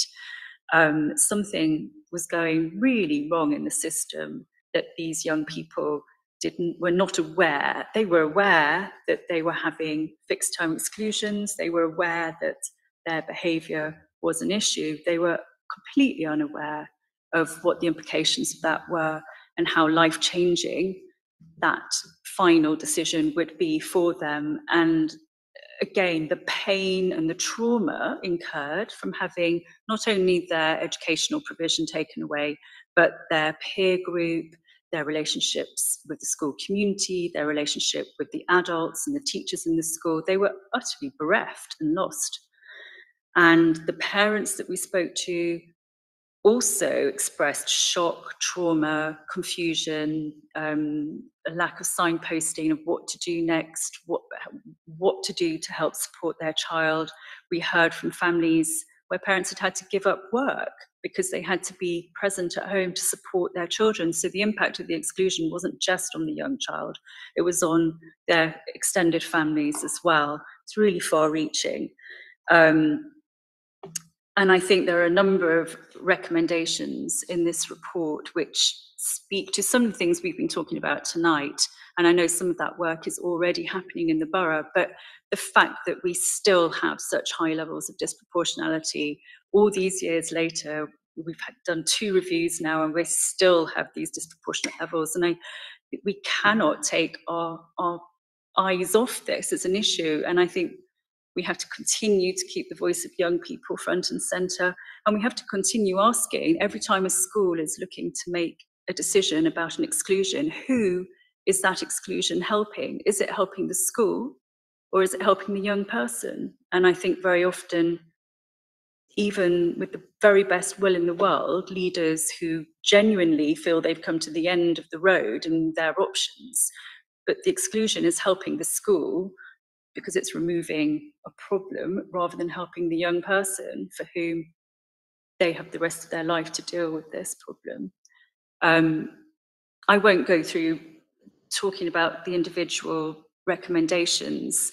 The only thing I wanted to just briefly mention is one of the recommendations from the Timpson review, which we haven't put into one of our recommendations, but I think it's really useful for us to bear in mind the recommendation that Timpson made, which was that schools should remain responsible for all pupils that are excluded, and that they should remain responsible for the educational outcomes of those children, even after the point of exclusion.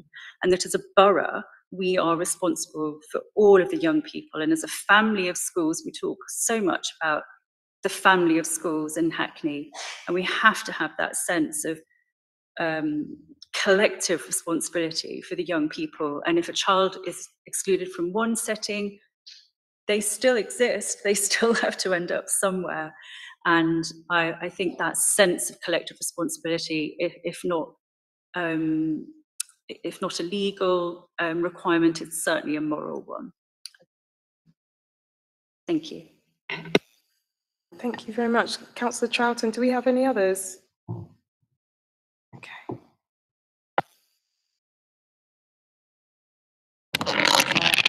I mean, sort of following on from Joe, really, I have the unhappy experience of sitting through many exclusion hearings, and I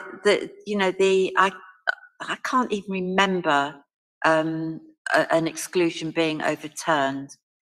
And I've sat also through exclusion training with a local authority, not this local authority, which did not address what governors should really specifically be looking for in terms of whether or not that exclusion was lawful. So in my, opinion, governors need to be able to make much more robust decisions about holding head teachers who are responsible for those decisions to account. So my question is, has the Directorate considered looking closely at the training that is delivered to governors and perhaps commissioning that from an external body rather than an in-house body? Because I don't know what happens in Hackney, and apologies if I'm getting this wrong, but from what I've seen, in another borough, not so far away, the local authority is conflicted in terms of the advice that it gives to governors. It's got a loyalty to its head teachers. It's not that easy for the local authority to sort of you know, go into combat with head teachers, you know. Whereas for governors, I think, you know, it's part of their role that is their role to hold the school, you know, the senior leadership of the school to account, and exclusion should be no exception to that. I believe that, you know, at least 1/3 of exclusions that I've sat through should have been overturned, you know, and yet I've yet to see one. Councillor Charlton, I think Councillor Adhd, did you want to come in? I did, thank you, but I'm happy to wait, thank you. Sorry, what did you say, that you have to? No, oh, no, I did, but I think you want to come in? Yeah, yes, come please, in. Yeah, thank you. So like everybody else, I'd just like to thank everybody involved in the production of this report. Made for stark reading and, of course, caused all of us a certain degree of concern. I think my questions largely relate to the Reducing Exclusions Board and their ongoing work. And I think it was challenging for me just seeing the same groups represented in the data contained within the report. And in light of that, it wasn't entirely clear as to what sort of examination was done with regard to the full range of support provided in our schools, particularly where exclusion related to low-level, repeated, disruptive behaviours, adherence to the Equality Act, or steps taken by schools to identify the root causes of behaviours prior to exclusion. Having said that, again, in terms of the statistics, again, it was worrying the 2018 and 19 exclusion rates being over twice that of the inner London average, and excluding our 17 to 18 spike to a certain degree, we're back where we were in 2016-17. And I also wanted to know whether analysis of that is or has been undertaken and what the findings were in respect of that. Sorry, these are kind of, yeah, it's a group of questions, sorry. In light of that data, also whether any kind of pan-London analysis of best practice is being undertaken. I saw Tower Hamlets referenced several times in the report, and they had sustained relatively low levels, although the majority in terms of the minority group are of South Asian heritage. Will we able to kind of determine any kind of reasons for that? Likewise with Lewisham, who experienced a kind of significant spike a number of years ago, but has been on a downward trajectory since then. Their demographics reflect Hackney to a certain degree. So any kind of analysis or information as to what they've done to kind of counter those problems, particularly given the long-term impacts on our young people. And I think a final one, again, is already been touched upon by other people. It was good to hear the voices of young people and their families.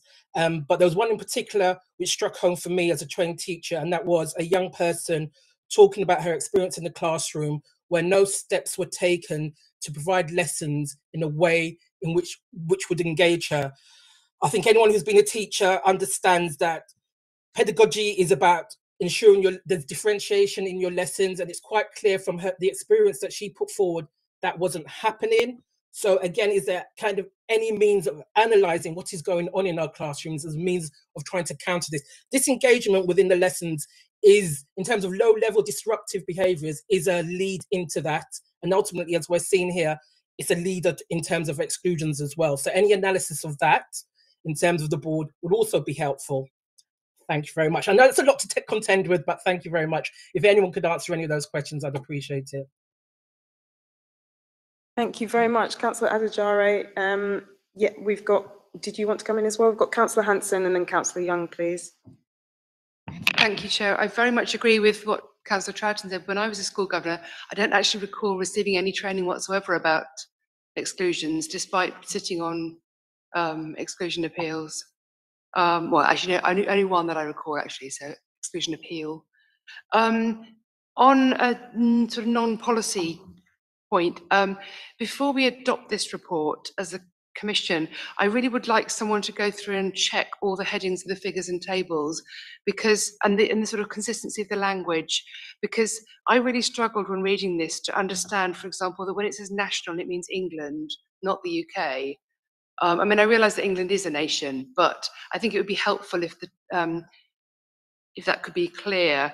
And then it refers to regional average, but when it means regional in this report, I think it means inner London. But again, you know, London is a region. There's nothing wrong with comparing Hackney with inner London, but I think it would be good for maybe someone who's not very, very close to the report to read this with a fresh eye and make sure that all the headings actually are as clear as they can be, because it certainly slowed me down considerably when trying to understand it. Thank you. Thank you very much, Hanson. Just to say, there are 18 really fantastic recommendations in this. Every one of them, I thought, yes, yes, absolutely, absolutely. I hope that we will also commit to a date not too far in the future, when we'll be reviewing the actions following up on this report and really making sure that, you know, our scrutiny continues, because it's great to write a good publish a good scrutiny report, but really what we want to see is change resulting. Thank you very much. Now over to officers and Councillor Bramble and Councillor Woodley, if either of you wanted to come in. I think Councillor Bramble will speak, and then Jackie Burke will speak, and then I will. So thank you, Chair. I mean, you absolutely know that I welcome this report, because you and I have had various conversations, and I've had conversations with individual commission members. One thing that you've always heard me say is that Hackney has some of the best schools in the country, and we've been on a phenomenal journey. But I've also said for some of the best schools in the country, we have to ensure that our exclusion figures are a lot lower than what they are. You know, I feel that it doesn't send the right message about our schools when we are the best, some of the best educators, but we're not the best. We're not doing as well when it comes to holding our children and young people, supporting them. There is no scientific evidence to prove about one group of children being able to behave in school versus others. So we have to talk about disproportionalities. We have to be comfortable being uncomfortable talking about race, Chair. As a borough that has passed an anti-racist motion, and we've got high levels of disproportionality, we have to be honest and talk about that, Chair. You know, we can't excuse it. We can't hide away from it. This isn't about berating schools. This is about interrogating the data. This is about data. This is about being insular about the data. This is about being strategic at the data, and the data is telling us there's something wrong when it comes to our Black children in our schools. Now, the data will tell us in Hackney, you're talking about one child out of 350 is excluded. Now, if you look at that in isolation, you'll think, well, actually, if one in a 350 are excluded, Chair, that means that 349 children are not excluded. In isolation, that sounds like one thing, but actually, if you put that in context where Councillor Hanson was talking about whether it's our inner city statistical neighbours, whether it's as a region, as a country, it's a lot higher than anywhere else. And there's no scientific reason for that. So we have to reflect on what we are doing as a borough. Now, what I would say, Chair, is that schools are engaging closely with this piece of work in a way that they weren't before. So I welcome that from that. I think we have to also talk about this being in terms of secondary schools, Chair. Our primary school in Hackney, I am so proud of their track record of no exclusions for a number of years.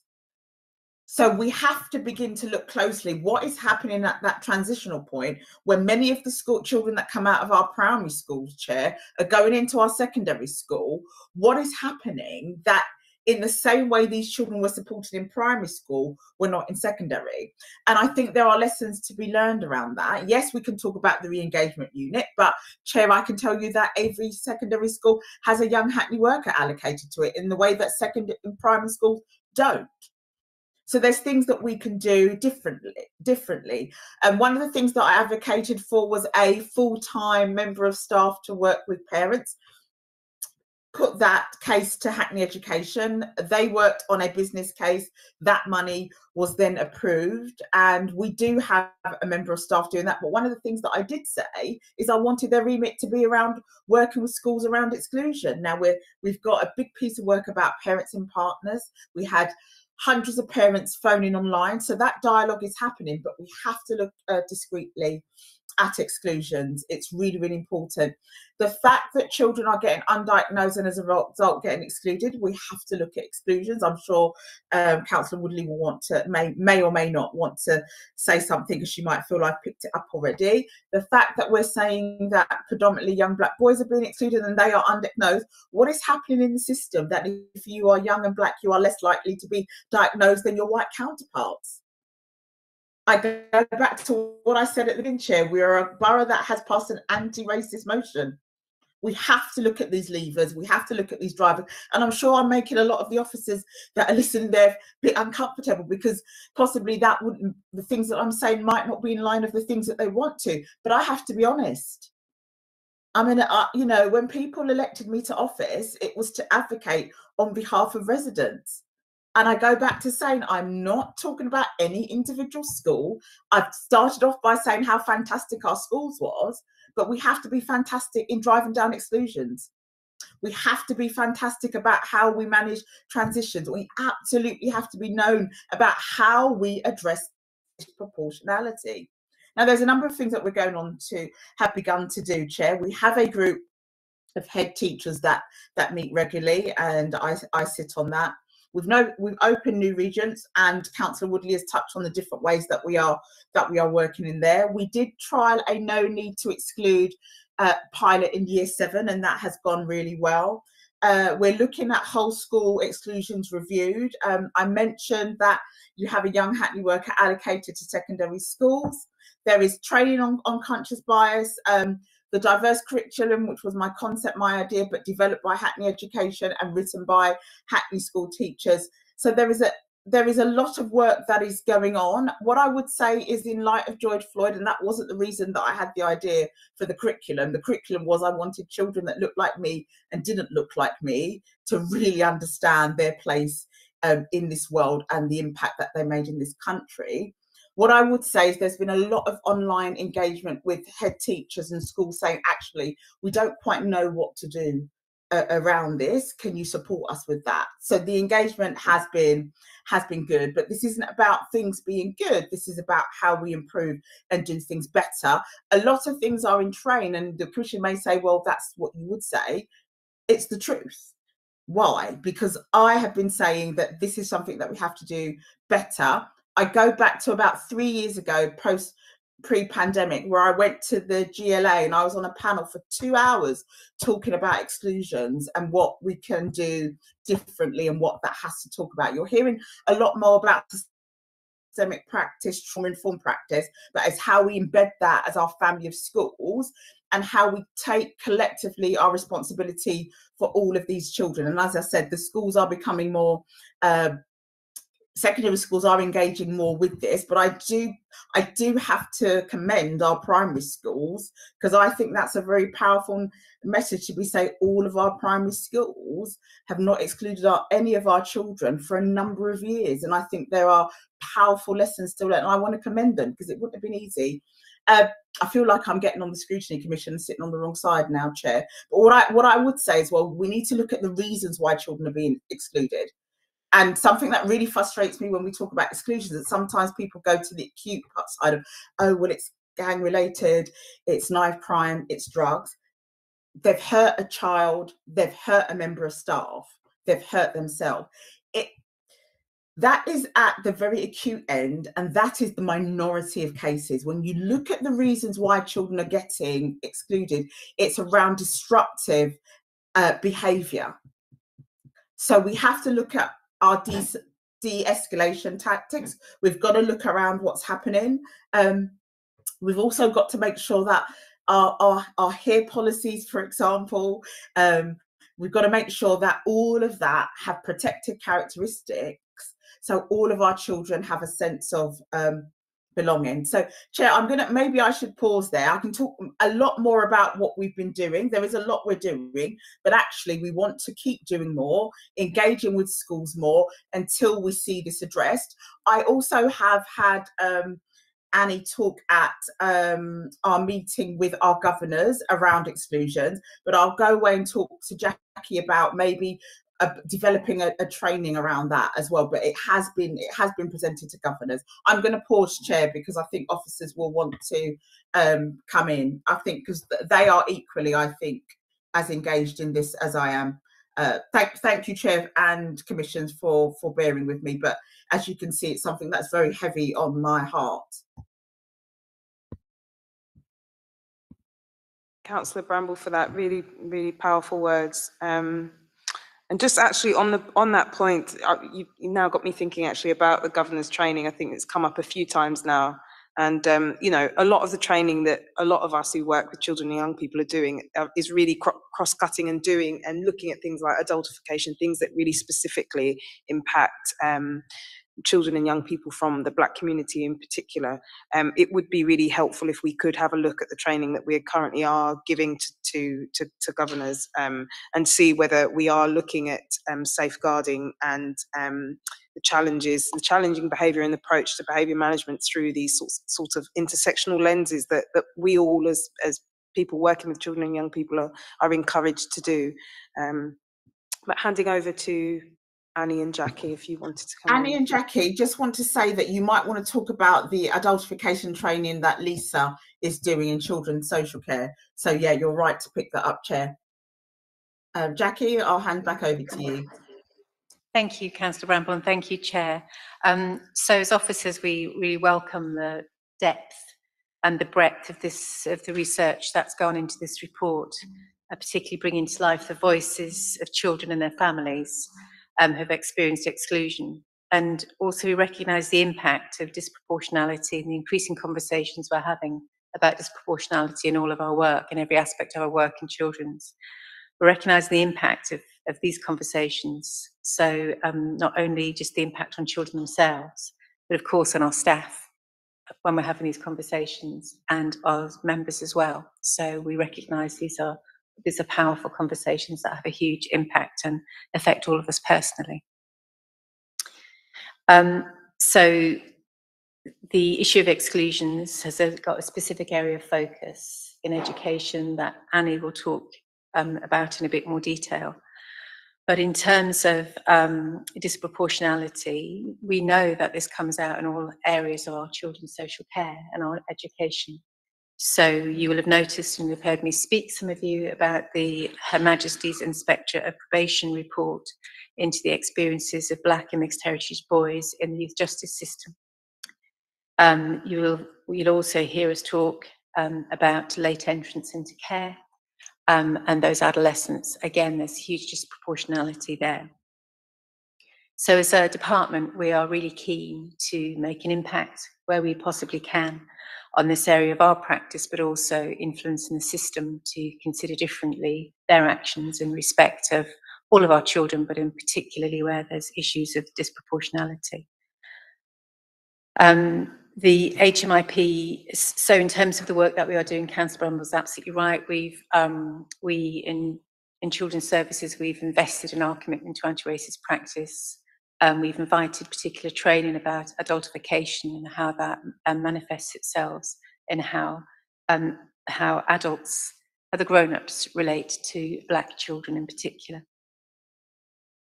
We've committed to develop an anti-racist practice in our children's social care, and we have a particular role that we've developed and with a far-reaching project to really improve how we meet, greet and work with families of Black and minority ethnic children.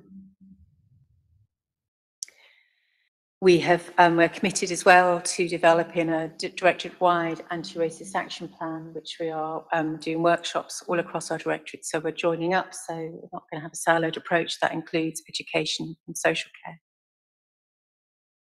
Her Majesty's Inspectorate have produced a report just today on some guidance about working on the back of their inspection of 9 local authorities about the experience of Black and mixed heritage boys.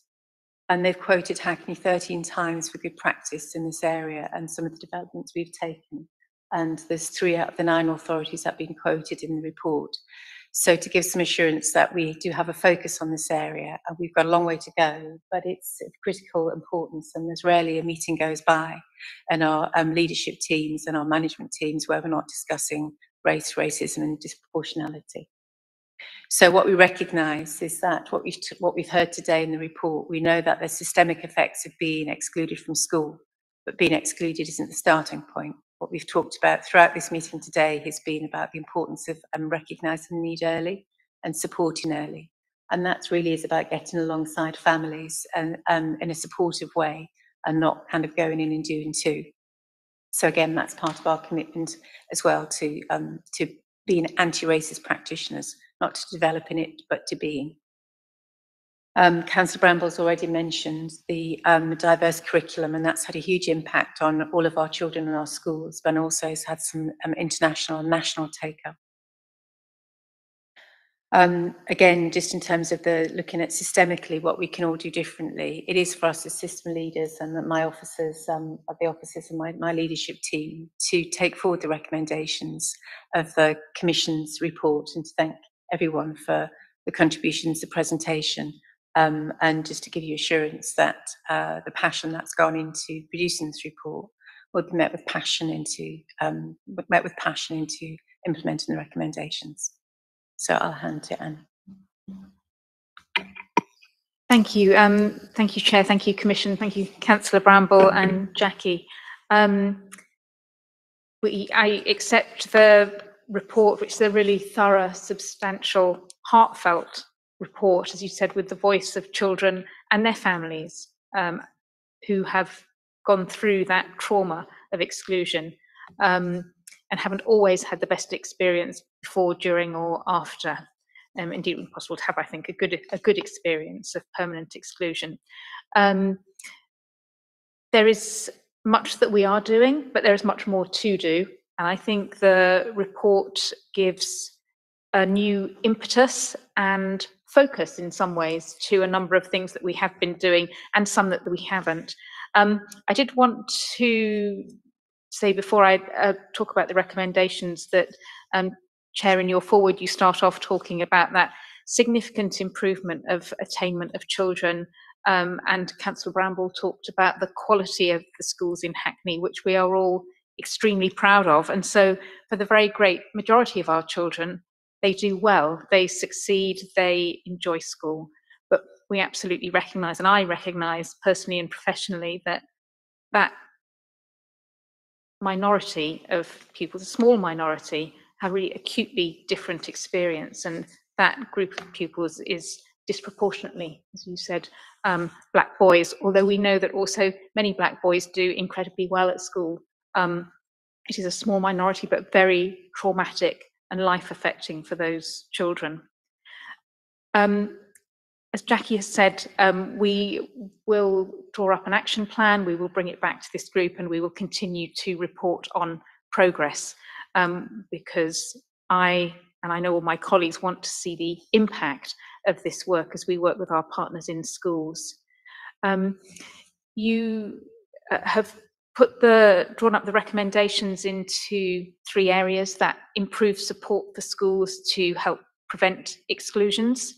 And I think that's really important. And Jackie mentioned the early help. One of the things I find, and those of us who sat through some of those governor meetings where an exclusion is being decided upon, at that point, it's sometimes quite difficult to see any way out of that exclusion. But often if there had been help earlier from either within the school or outside the school, or a multi-agency group around the child, that it could have been prevented. The escalation of things that had led to that exclusion could have been prevented. And I'm really keen that that work has even more impact than it has already.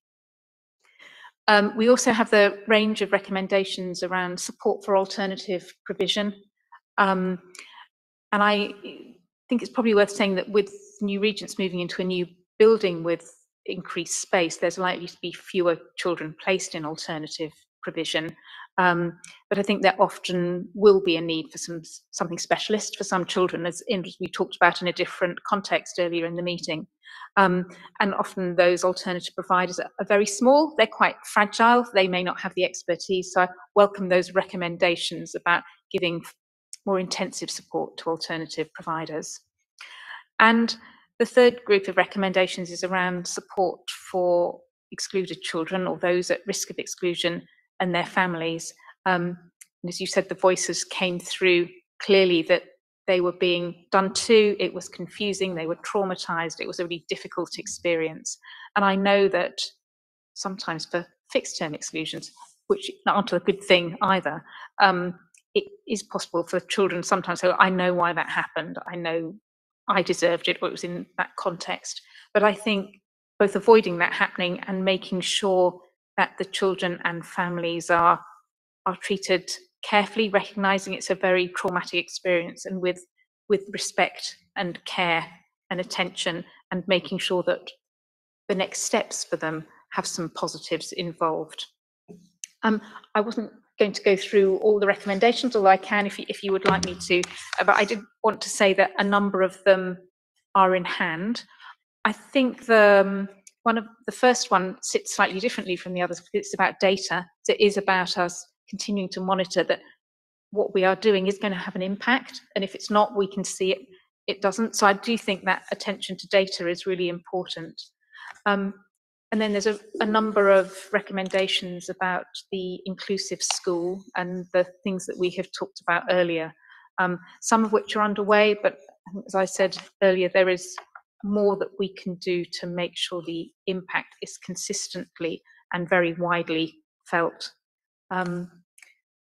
We are taking forward work with new regents around extending the work of the re-engagement unit, which has been recommended, and you've talked very positively about that. And then I think in terms of alternative providers, we welcome working more closely with our alternative providers. We do work with them to some extent already, but there's more that we can do.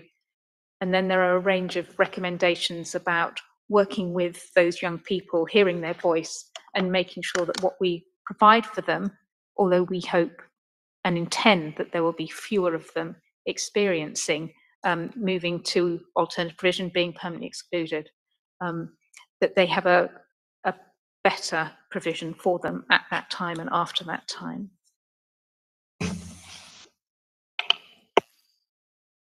Thank you very much. I think Councillor Bramble want to come in briefly. I've lost my internet connection with my... Yes, if you would, just very briefly, as we're running a bit over time, but sorry, go ahead. Maybe not for the meeting, but maybe a short, brief update, because Annie didn't really touch on disproportionality in exclusions. And I think that we do talk about that, Annie, and we are doing work, but you didn't highlight anything on there. So I just think that that's a point that you should come back to the Commission on. And Councillor Adhd really eloquently gave us some points about how we antagonise, analyse, interrogate the data. I suggest that part of those suggestions are part of what we report back. We really have to unearth what the data is telling us, and we need to do a deep dive. And I think we've got some helpful suggestions, so I think we should incorporate that in the work that we are doing. And I will thank officers for the work that they have been doing, because alongside the Commission pushing, I know that I have also fielded a lot of questions and concerns and queries to you, which you have always responded to. Thank you, Chair.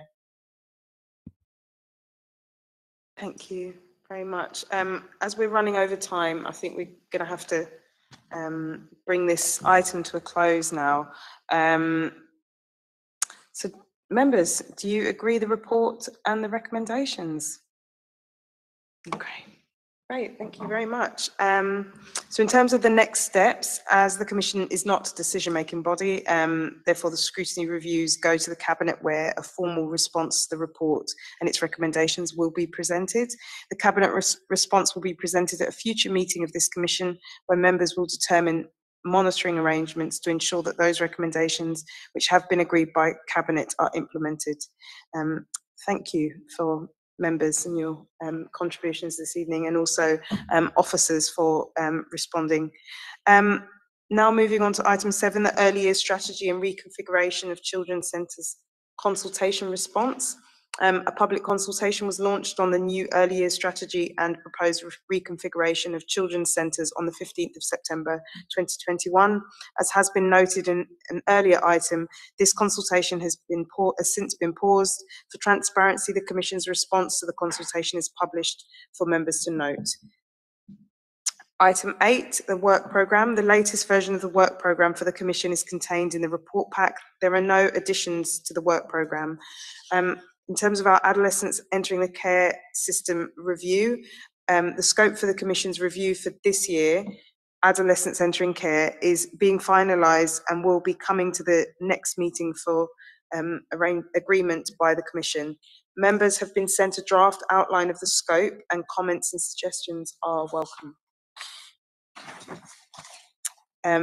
Work would commence in late January and throughout February on that review, and it is hoped that this would be a scrutiny in a day exercise, but this may now need to be held over a series of meetings. The Commission will work with members and officers to agree dates and times for sessions. Just wanting to know, members, do we agree the work programme as it is? Great. On to item 9, minutes. The draft minutes of the last meeting held on the 1st of November are contained within the report pack. There were no actions arising from the minutes. Do members agree? Great. Item 10, any other business? The date of the next meeting is on the 19th of January 2022. This meeting will be dedicated to safeguarding issues. Thank you all, and thank you for persevering with us as we have gone over, but thank you. Thank you, Chair.